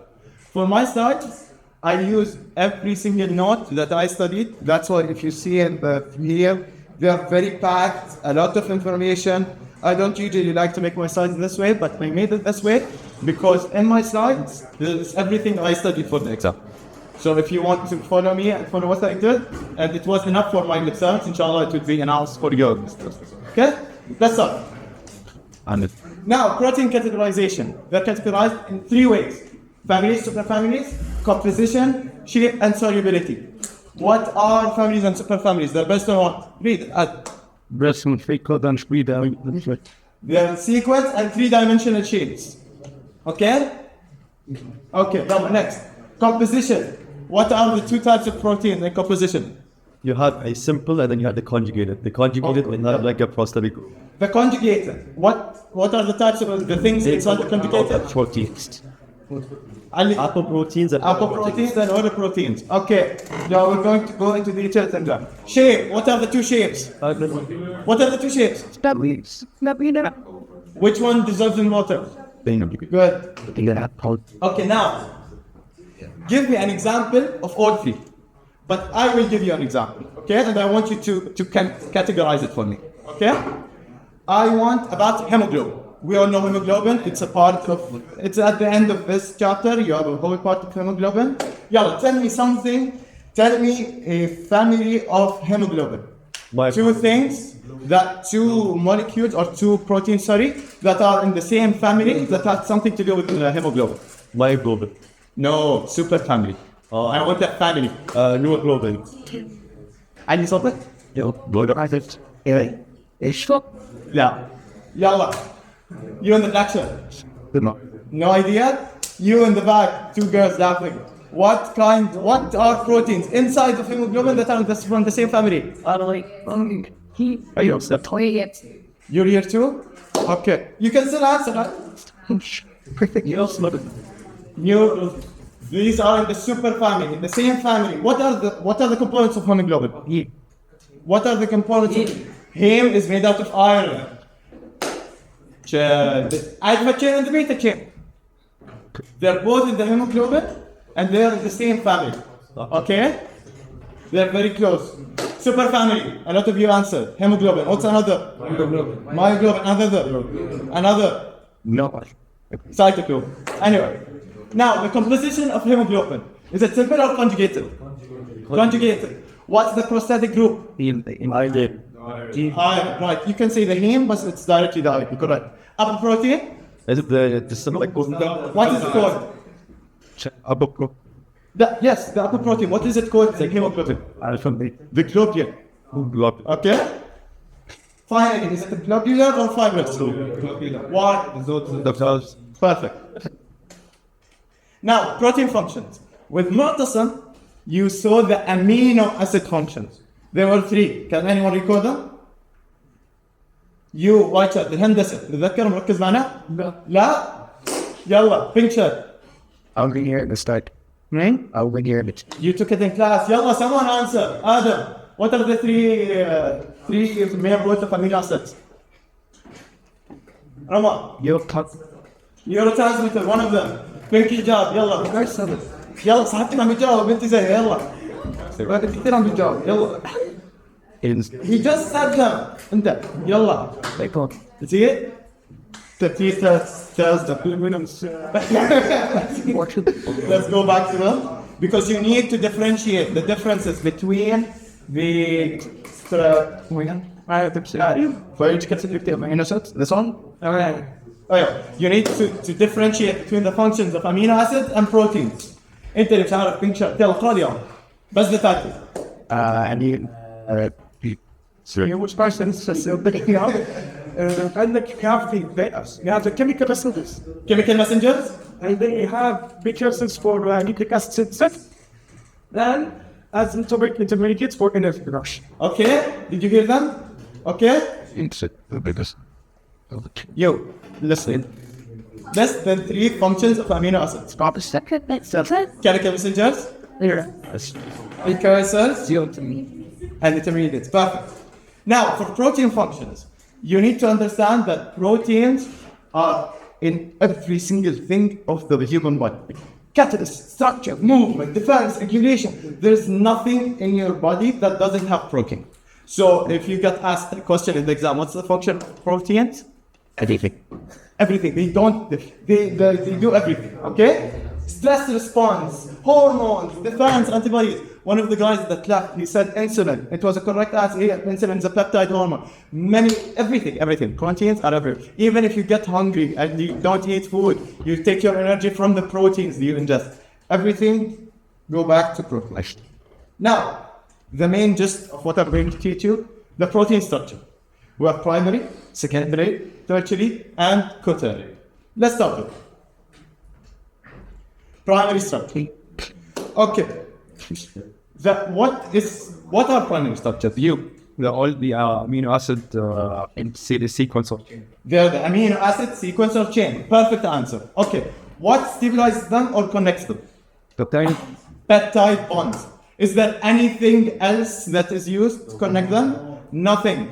So let's say Jihad has a genetic disorder that breaks all the R groups interactions. Will the primary chain get hurt? No, at all. It won't be different. Remember this example because I'm going to ask you about it again and again. Okay? Now, you need to know that polypeptides that have the similar amino acid sequence are called what are they called? Homologous. Okay. Now, the things and the amino acid recipes that are identical between homologous proteins are engineering. اسمه invariant. Okay? So they're exactly the same between homologous proteins. Wait. Now, can someone give me an example of an invariant amino acid between two proteins? Go back to hemoglobin. Which is a part invariant sickle cell disease. You have it as a part of your chapter. It's very important for you guys to know. Glutamic acid. Glutamic acid, correct. Please go up, stop. Oh, there's another example.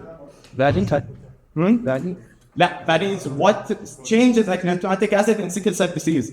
But there's an example of the proteins at the end of your chapter, fibrous proteins. You know that something is repeating every 3 glycine. That's called invariant. مش glycine بس تقريبا يعني glycine مرة من الأوقات it's لا glycine ولا صح؟ Yes, correct. Give it a cap. Thank you. So I put him. Yes, glycine and it's in the collagen. Right, come. You also have cytochrome C. Cytochrome C. What about cytochrome C? It has also endurance, like it has specific changes in each. Yes, I don't forget. It's not cytochrome. Oh, yeah, cytochrome C has invariant, but I'm talking about which is exactly invariant. And the two examples that I mentioned with you guys, the glutamic acid of monoglobin and the other which is protein. So, the point, are you sure cytochrome C that's very important? Yeah, it's in the book. Sorry, I just didn't know. Okay, now, the main question that you receive from the protein structures area called what stabilizes this? So you're going to get the question, what stabilizes primary structure? The glasses. What stabilizes them? What's it? Read it.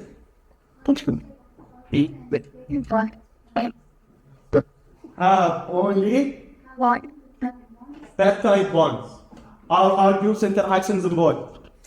No. Is the back chain involved? Is there any other interaction other than peptide bonds? No. Nothing. Okay?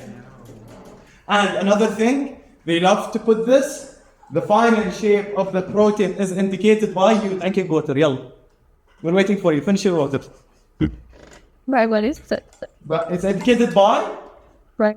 primary structure. The final shape of the protein is indicated by its primary structure. Not secondary, not tertiary, not quaternary. Okay, now we're talking about the variable and the invariable, how you get mutations. We covered this while talking about sickle cell anemia. What does it have to do with valine and glutamine? You talked about valine. Valine is switched out to glutamine. Now, why is that such a big deal? Because glutamate is a acidic and glycine is a hydrophobic. So It's like can. Okay? And the other, if mutation happens in the variable region, which is not exactly the same between others and it won't affect it, what do we call the changes? Conform. Exactly. Now, secondary structures are stabilized and localized by hydrogen bonding between what? actually part no items. Not R groups.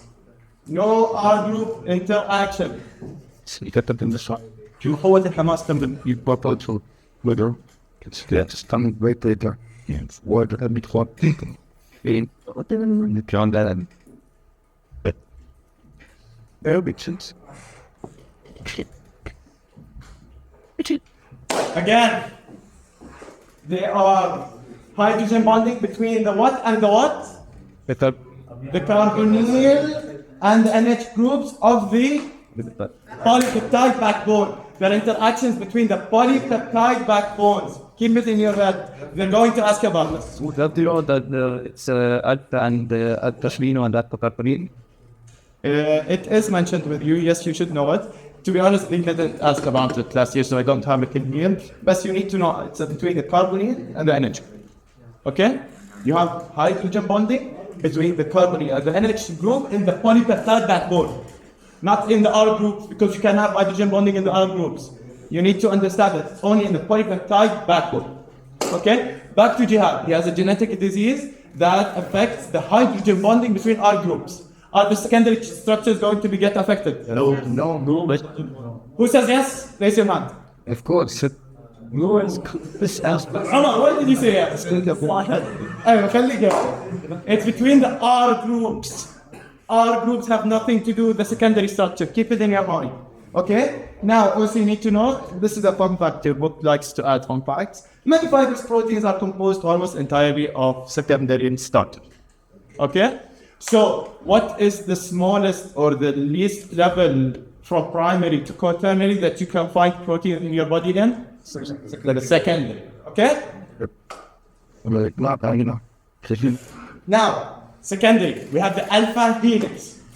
It's a rigid, rod-like structure that forms when the polypeptide chain twists and right or left? Right, only right. There's another section in your book that talks about left-handed twists. It's not an alpha helix. It's an alpha helical shape. Alpha helix is only right-handed. Okay? Dr. Leah.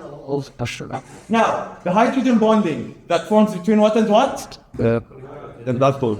The backbone, or what groups in the backbone? What groups in the backbone? Carbonate. Carbonate and each other group. NH, good. Between them. It happens every 4 amino acid residues. Okay? Every 4 amino acid residues, we have one NH bonding with the carbonyl group. Okay? Alpha helix structures are like DNA. 2 polypeptides that just round around each other. It's secondary structure. It's a polypeptide, only one. It's not like DNA that has 2 spinning around. It's made from a single polypeptide. Okay? It is lost. Like this. The basin and protein in the We're coming to it. Now, alpha helix is a little racist. It doesn't like many things. It doesn't like glycine because it makes it too flexible. It doesn't like proline because, like Al-Moutasem said, proline is what's special about proline? subtle. No, what's about the amino acid? It's not written here. It's connected and it doesn't have an hydrocarbon. It's the only amino acid that doesn't have an hydrocarbon. That's why it's rigid and prevents the NAC because it bonds with its own cell. Okay? So, also protein has no H groups available. Why? Just answer. You're a little too excited. I just asked him that question. Now, as the large number of charged amino acids. Why don't you have charged amino acids? That's amino acid. They just bind with each other. Okay, that. Correct. But they also charges and the hydrogen bonding, it affects them. But since the answer is here. Okay? And the last one, it doesn't like stacking. Anything that has a very bulky R group, we don't want. 4 things you should know: glycine, protein, charged amino acids, and bulky R groups. And the example given is now, the secondary structure, beta strands. Okay? They are second type structure. Okay. Beta strands are common in nature alone. Is that correct or not? You can find beta strands alone in the human being. If I take an analysis of you, I will find beta strands alone. Is that correct? No. They're seldom in proteins because they're unstable. Okay, like your mental health after the research course. Now, however, when 2 or more beta strands come together, what are they called? Beta linked sheets. Okay? Now we have 2 types of them. What are they? Parallel and anti-parallel. Sometimes we can see mixed beings. Okay? But you need to understand that you will never find a, what's it called? A beta sheet alone because it's unstable. Now, supersecondary motifs. You need to know them. You need to know every single one. You need to know the names and you need to know the functions here. This one is the functions of supersecondary motifs. I won't get to them because they're just memorization. That's on you. You need to memorize. You need to work on yourself. But I will ask you a question. In the last Pacademia, It was in the 29. I was sitting second row, and one of my colleagues, a year older, he asked a question: which one of the following is the most stable? Which would you find stability? B and D. What? Anti-parallel. Exactly. When you find them anti-parallel, they're more stable. Just keep it in mind. They don't usually ask about it, but it's good to know. Tertiary structures. Okay? Yeah, let's start. Now, the term tertiary structure refers to the unique three-dimensional conformation that a globular protein assumes as they fall into the native structure. Okay? So, most proteins, you'll find them here. They're fully shaped and they're done. What's the difference between it and secondary? What? What's the difference between tertiary and secondary? What's the connections between is active Okay. or group interactions? Are group interactions. They're also active, but the correct answer, or the main difference between them, are group interactions. Okay? Now, they have many important features. They fall into a fashion where primary structures come into close proximity. So, we have a primary structure, okay? We can make it into a secondary where it falls with itself, only using the backbone, okay? But after making it into tertiary, an amino acid that was here and an amino acid that was there, they fall, and the argument acid could become between two distant amino acids. You need to know this. The R group interactions that happen in tertiary don't happen between the R groups that are close in the primary structure. They fall, so the primary structure or the R groups that were far away become into close proximity and they have their interaction. Okay? The new girls that came, I want to ask you a question. What's the difference between secondary and tertiary? What's the main difference? Shape. The shape, okay, more. The bonds. The bonds, what bonds are in the secondary? What is it? Hydrogen between the polypeptide backbone, okay? And the hydrogen bonds in the tertiary. Where are they? R groups. Okay? Yalla, next. Globular proteins are compact because efficient packing polypeptide. They put the hydrophobic inside, they put the hydrophilic outside. They have many domains. Focus on this. They have many domains, and a number of proteins are called mosaic because they have the same repeated domains over and over again. Okay? That's why we call them mosaic. Now, the thing I told you to focus about, domains. Again, you need to know them by heart. You need to know this by heart. You need to know the functions. I'm not going to get into it because it's memorization and the memorization is on you. So, you need to know them all of you. But the main thing you need to know, what's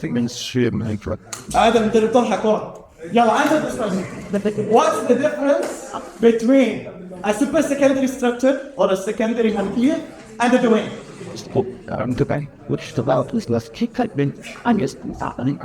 Yeah, which lesson is this? This is 5.3 protein structure.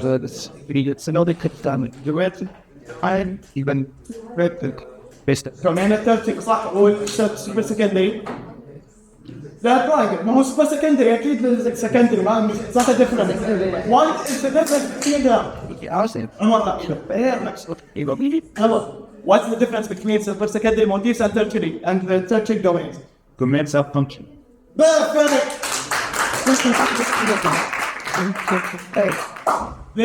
This was something that tired me. I ran between the doctor's office to get this. Great that you know it. I think I want to tell this now. Here, you start. Now, the difference between super secondary structure or a motif and the domains is the domain has function. But motifs also have something. Motifs don't have a set. No. The function, it's like saying the arm itself alone, you can get how it has function. No. You get it? No. Okay. It is the domain. A domain is a tertiary structure that it's a fold from the protein that uses the R groups as an action into fold to something functional. That's the keyword. The super secondary structure is is interaction between the backbones of the protein to form into a structure. It's a functionless structure. It has a function, of course, that of course we have it, but it doesn't function on its own. Okay? A domain has function. It won't get into much details as I explained. The thing you need to understand is what is it? A domain has function. Now, stabilization. I told you the thing they love to ask about, stabilization of tertiary structures. Again, back to the example, Jihad is a genetic disorder that disturbs the R-group interactions. What level will you find these proteins at? Yalla. Secondary. Why? Exactly. Tertiary needs the R group interactions. Now, what are the interactions between R groups? If you look at the R groups that Al-Moutasem talked about, you can just deduce them. You have hydrophobic interactions, they go away from the water. You have electrostatic interactions between the ionic groups, Acidic and basic. yes, acidic and basic, because they're also ionic. You have hydrogen bonds. You have which make hydrogen bonds? Polar. Yes, polar, but there's one that makes hydrogen bonds as well. OH, NH, or SH. I think SH. Please double check it, okay? Tyrosine, serine. They're in your book. Tick, tyrosine, serine. The polars and the bases. Okay? They make hydrogen bonds. Covalent bonds. Covalent bonds come from what? Thiores, and they form what kind of bonds? Disulfide bonds. Disulfide bonds are formed when the disulfide bridges are oxidized or reduced? Oxidized. Good. Hydration, it's just the water shed around the prostate. Okay? Now, finally, quaternary structure. Okay? Many proteins, not all. Question that could come. All proteins have a quaternary structure. True or false? All proteins have a primary structure. True. All proteins have secondary structure. True. All proteins have tertiary structure. True or false? اللي بيحكي فوق البعيد. مين ما بقيت انت؟ ليش ما بقيت؟ Protein is a form of tertiary structure. Let's go back. He's presuming out. I was listening to that. Let's go back. I told you to focus on this. Let's go back. Many fibrous proteins are composed almost entirely of super secondary structures. You can find proteins that are fully, here almost, but you can find that are fully composed of only super secondary structures. But they're not functional, they're just okay. There are proteins that are in keratin, I think, and in collagen. Yeah, but they say no function. They are that actually. Yeah, so yes, but they are in your body. So I said, isn't it a protein in your body? it's a protein, but I said functional. When the doctor brings the question in the exam, doctor. Now, going back to quaternary structures. Not all proteins have them, and especially those with the high molecular weight. They like to use these buzzwords. High molecular weight, high things, okay? They are composed of several polypeptide chains. Okay, that you need to know about quaternary structures. Several polypeptide chains, and they have multi-subunits. We're running out of time, so I might rush things and sorry about that. Multiple subunits which act together, referred to as oligomers. Sorry. And they have 2 or 4 subunits. 2 is called the dimer, 4 is called the tetra. Now, what's the difference between a subunit, a quaternary subunit, and a tertiary domain? Let's handle that. What? Did you read the question? What's the difference between a tertiary domain and a quaternary subunit? Right. Stop. Yeah. A subunit is a part of a quaternary. اوكي صح. ما انا اعطيتك اياه بالسؤال الكوترنري subunit and the tertiary domain. A domain is called the subunit. اوكي يا عم بتغربوا بس جوابك صح بس مش اللي عم بدور عليه. A domain, I know. Adobe has some subunit may also function. Yeah, subunits also have function. You have many subunits sorry, you have many a domain makes up a subunit. Okay, I'm going to give you a hint. وانتم من الهند انا بدي اخذ جواب. تفضل. And subunit can focus all its color, يعني even if the other subunit in the protein. جوابك صح بس مش اللي عم دور عليه. Okay? A subunit is a part of a larger structure, so it's kind of زيد اعطيني الاثنين هدول شوكولاته بس محاولك كمل. basically a subunit. They require other subunits. And honest opinion. كمان مش الجواب اللي دور عليه. Let me tell you. A Swiss Army knife, you have one knife between many knives is a domain. But a knife between a set of knives is a quaternary subunit. Yeah, you raise your hand, yeah. Beautiful is part of a whole unit. So you need that wall sit here to get to some of it. يا كلامك صح مش غلط. مش الجواب اللي بدور عليه. انت يلا انت رح نمشي واحد في واحد حيجاوب. So there's the whole set of something. A subunit is one part of the set. اوكي Domain is the whole set. اوكي عم بتعبوني. سوري يعني يلا انت. Domain has separate function from the rest of the protein. No. Okay. Let me explain. The whole. Sorry. Okay. The whole chain falls into a subunit. A part of the chain becomes a domain. Okay. You have polypeptide chain. عندك هذا الألم. Okay. This part is a domain. هذا البارت الباقي ممكن يكون domain ثاني عادي. But كل هذا الألم يعتبر subunit. Okay. So subunit. There's many people waiting at the door. يلا one last question. So subunit can have multiple domain. Exactly. Yes. But the difference, the subunit is the whole chain, a domain is a part of the chain. Okay? Quaternary structures, read them. This is a very easy thing. In Al-Lustri, you're going to study it in hemoglobin at the end. So I'm not going to give it again. I'm sorry that I'm rushing. There are millions of people at the door. That's my part. Thank you, everyone. But before you guys leave, please. Yalla, scan this, and yalla. Scan quickly. We made a bet between us guys to see who's going to do the best. So please vote, answer all the questions, and thank you very much. Thank you for attending, and good luck in your biochem midterm. Any questions you have? Well, sorry, we still have one more part left. One more part left. Oh, sorry. I know that's not done. We're still not done. There's a few minutes, so I'll try to go over it. Now we have Ayah who's going to teach us protein data. Now that we understand the structure of structures, we can talk about what factors may affect them. So protein denaturation is basically the loss of the protein structure, and it's because the proteins are susceptible to the environments that they are in. So they may be so due to like chemical agents or physical agents, it may disrupt their structure. And this is known as denaturation, and this is typically an irreversible process. So if a protein is denatured, it typically cannot be denatured back. As protein denaturation may involve the unfolding of the protein structure, and it does not affect the primary structure. So your peptide bonds are not going to be affected. And this may affect the physical properties of the proteins, as soluble albumin is going to become translucent and it's going to become opaque and hard upon heating. Next, we have different chemical agents or physical that may disrupt the bond between the peptides or the protein itself. And we have strong acids or bases. So acids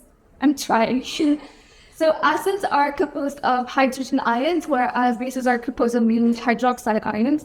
And these are going to affect the charged particles within the protein structure. So it's going to affect the ionization and charge of the amino acids, and it's going to cause breakage of the ionic bonds and fragment bonds. Whereas organic solvents, we have two types of organic solvents. We have water-soluble and non-polar solvents. Both of them are going to disrupt the hydrophobic interactions within the cell, within the protein. But that the water-soluble is specifically going to form hydrogen bonds with protein and water, so it's an aqueous solution. Next, we have switches, which are amphosphatic molecules, which we said earlier. They contain both hydrophilic and hydrophobic regions. And they are going to basically insert into the hydrophobic region, and they're going to disrupt the hydrophobic interactions and cause protein unfolding. Now we move on to reducing agents. So they're going to break the disulfide bridges, and we said reduction is gain of hydrogen. So it's going to for the sulfide groups, and this is going to affect hydrogen bonds and hydrophobic interactions. So now we have for salt concentration. If a protein is within an aqueous solution and keep increasing salt concentration around it, we said that the protein is surrounded by a water shell, and this is going to basically drive the water out of the protein, and this is going to reduce solvation, which is basically hydration of the protein, and this is going to cause it to unfold or precipitate. And then we have heavy metal ions, which are going to bind to negatively charged or sulfhydryl groups within the protein, and it's going to disturb ionic and disulfide bonds.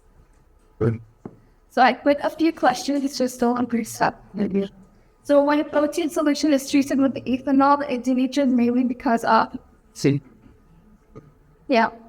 and we took the following statements best explain the action of reducing agents on the protein structure. For answer C, or my first question? Atos. Evo. Number C. Yeah. T. So both questions, the answer is C. So now we can talk about these protein folding. So a polypeptide is near requiring tourist rats to fold into the state that we know it as it is present in our bodies. And this depends on the size of the polypeptide. So if we have polypeptides that are composed of less than 100 amino acid residues, they're going to not really require intermediates, so they're going to fold directly into their final form. Whereas larger proteins are going to need several intermediates, and these intermediates are the only consumable. So proteins may require assistance into folding into the conformation. Do you guys know what assists these proteins in the folding? Yeah. So they're assisted by molecular chaperones. And do you guys know what the classes of molecular chaperones are? P7P, it's a steamer. Chaperones, So molecular chaperones are basically cellular proteins that are going to help in the folding of unique proteins, and this is quality control by facilitating the folding of nascent proteins, which is merely single-sized proteins, or weak cells of unit proteins. Do you guys think that molecular chaperones can work on DNA proteins? No. We said that denaturation is typically an irreversible process, so if a protein is denatured, it cannot be refolded by the chaperone. So if the chaperones are unable to refold the proteins, they're going to trigger protein degradation, and in classes of molecular chaperones, as I mentioned, targeting associated with HSP7Ts, 9Ts, and chaperone metals. So I'll go briefly about what each of them are. The most important thing is we need to know their function, where they're located, and their structures. And I think structures is very important that mentions the structure because I need to become pushy about that. So for ribosome associated chaperones, they're going to act when the polypeptide emerges from the ribosome. So when you have your protein being synthesized, it's going to act from the extracellular level to the ribosome. And it's going to ensure that a whole domain or the entire polypeptide is exiting from the chain before it's folded. So this is to prevent premature folding until the folding is synthesized. And the same trigger factor in bacteria, ribosome-associated complex in yeast, and affiliated polypeptide-restricted complex in eukaryotes. And then HSP7Ts is going to stabilize and fold nascent proteins, and it's also going to assist in the refolding of misfolded proteins.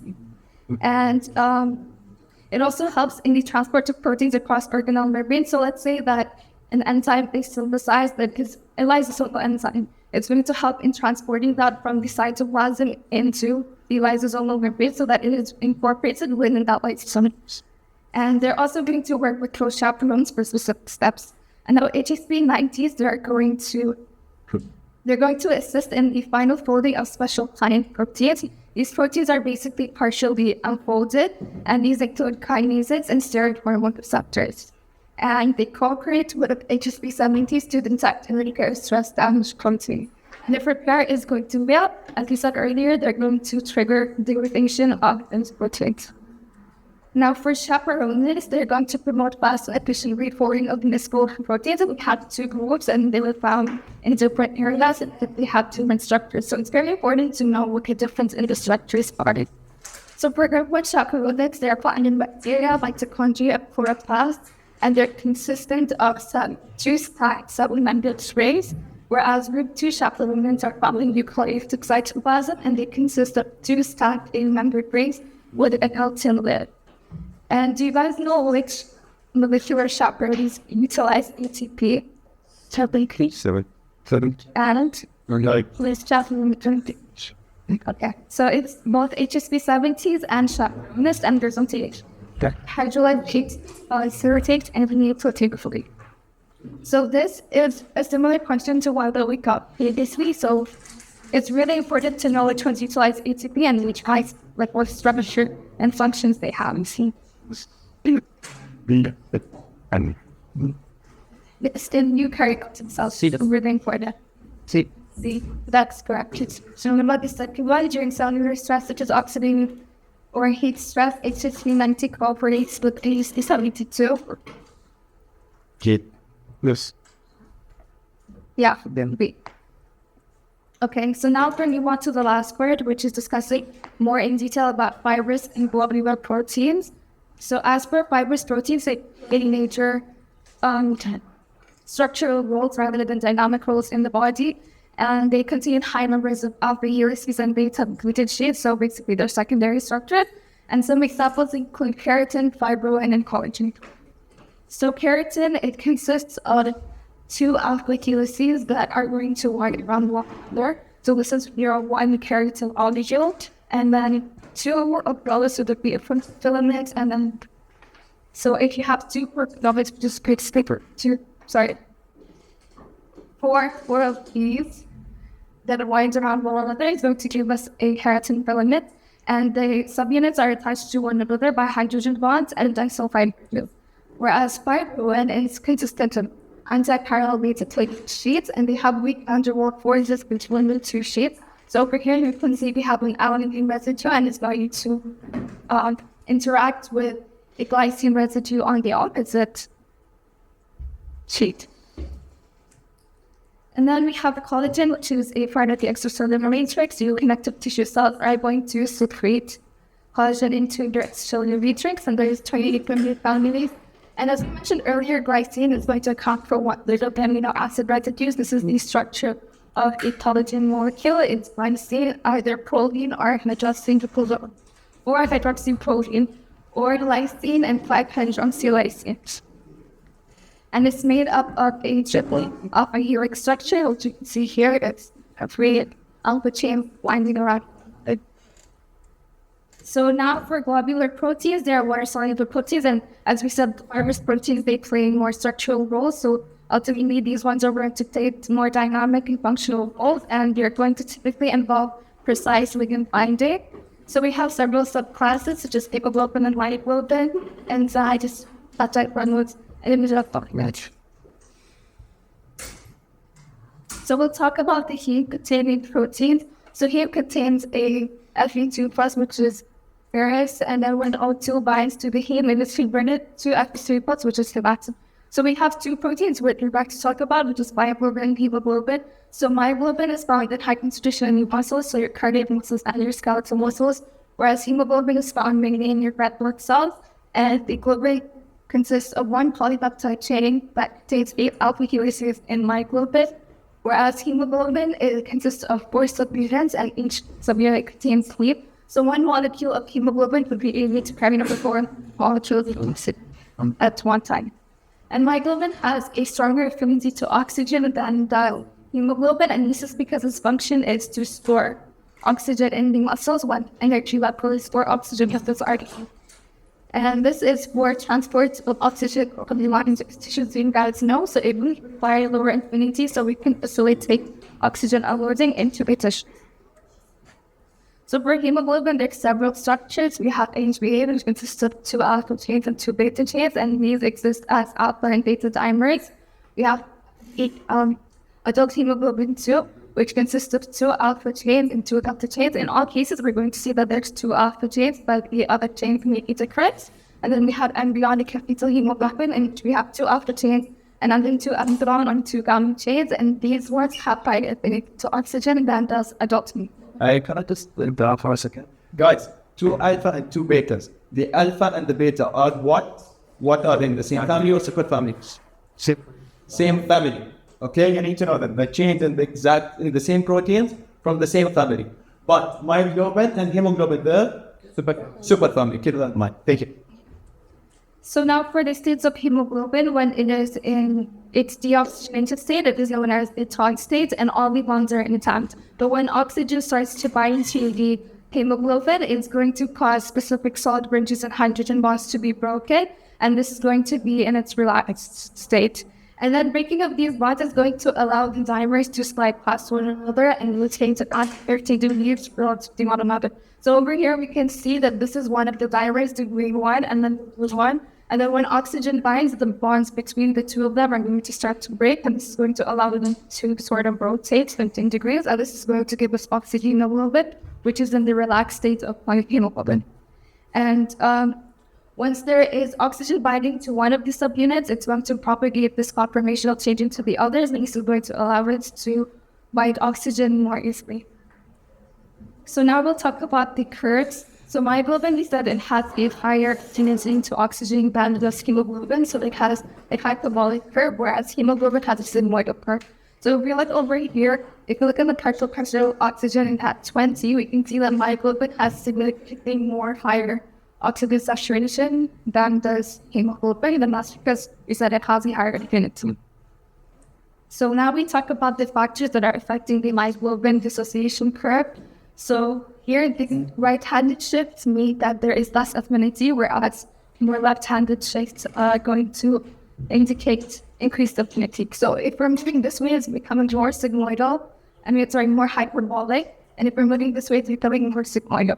So the factors that affect our temperature, pH, CO2, and 2,3 phosphoglycerates. And anything that's going to cause it to shift to the right, the opposite is going to shift it to the left. So if these are decreasing, like if you're increasing the temperature, that's decreasing the affinity. A decrease in temperature would do the opposite. So basically what the factors are, so increases in hydrogen ion concentrations or the decrease in pH is going to stimulate the release of oxygen, and that's going to stabilize the large forms of hemoglobin. And we can see this is similar to what happens when it increases carbon dioxide, because carbon dioxide is going to move into the blood and it's going to dissociate into HCO3 and H+, and this rise in H+ is going to stimulate a release of oxygen. And then similarly, we have 2,3-bisphosphoglycerate. So this is a glycolytic intermediate, so it's an intermediate in glycolysis, and it's found in high concentrations in the red blood cells, but it is in the lung. And this is because it's going to it's going to manage the oxygen unloading and loading within the blood, whereas in the lungs, we would want the deoxygenated blood to be oxygenated. So any decrease in 2,3-bisphosphoglycerate is going to increase the affinity. So we would want more and more oxygen to bind to the hemoglobin. And yeah, vice versa. So any changes that are opposing these would stimulate oxygen loading rather than oxygen. And these are a few questions. So which of the following statements best describes myoglobin and hemoglobin? C. Yeah. And which statement correctly describes the oxygen dissociation curves of hemoglobin and myoglobin? B. Yeah. And which amino acid is commonly hydroxylated and collected to stabilize the triple helix? No. No.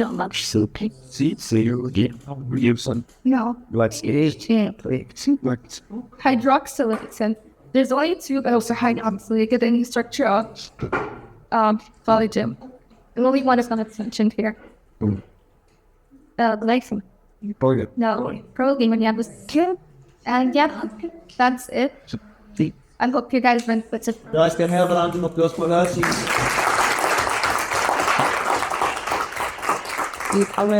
أشوار بالكتاب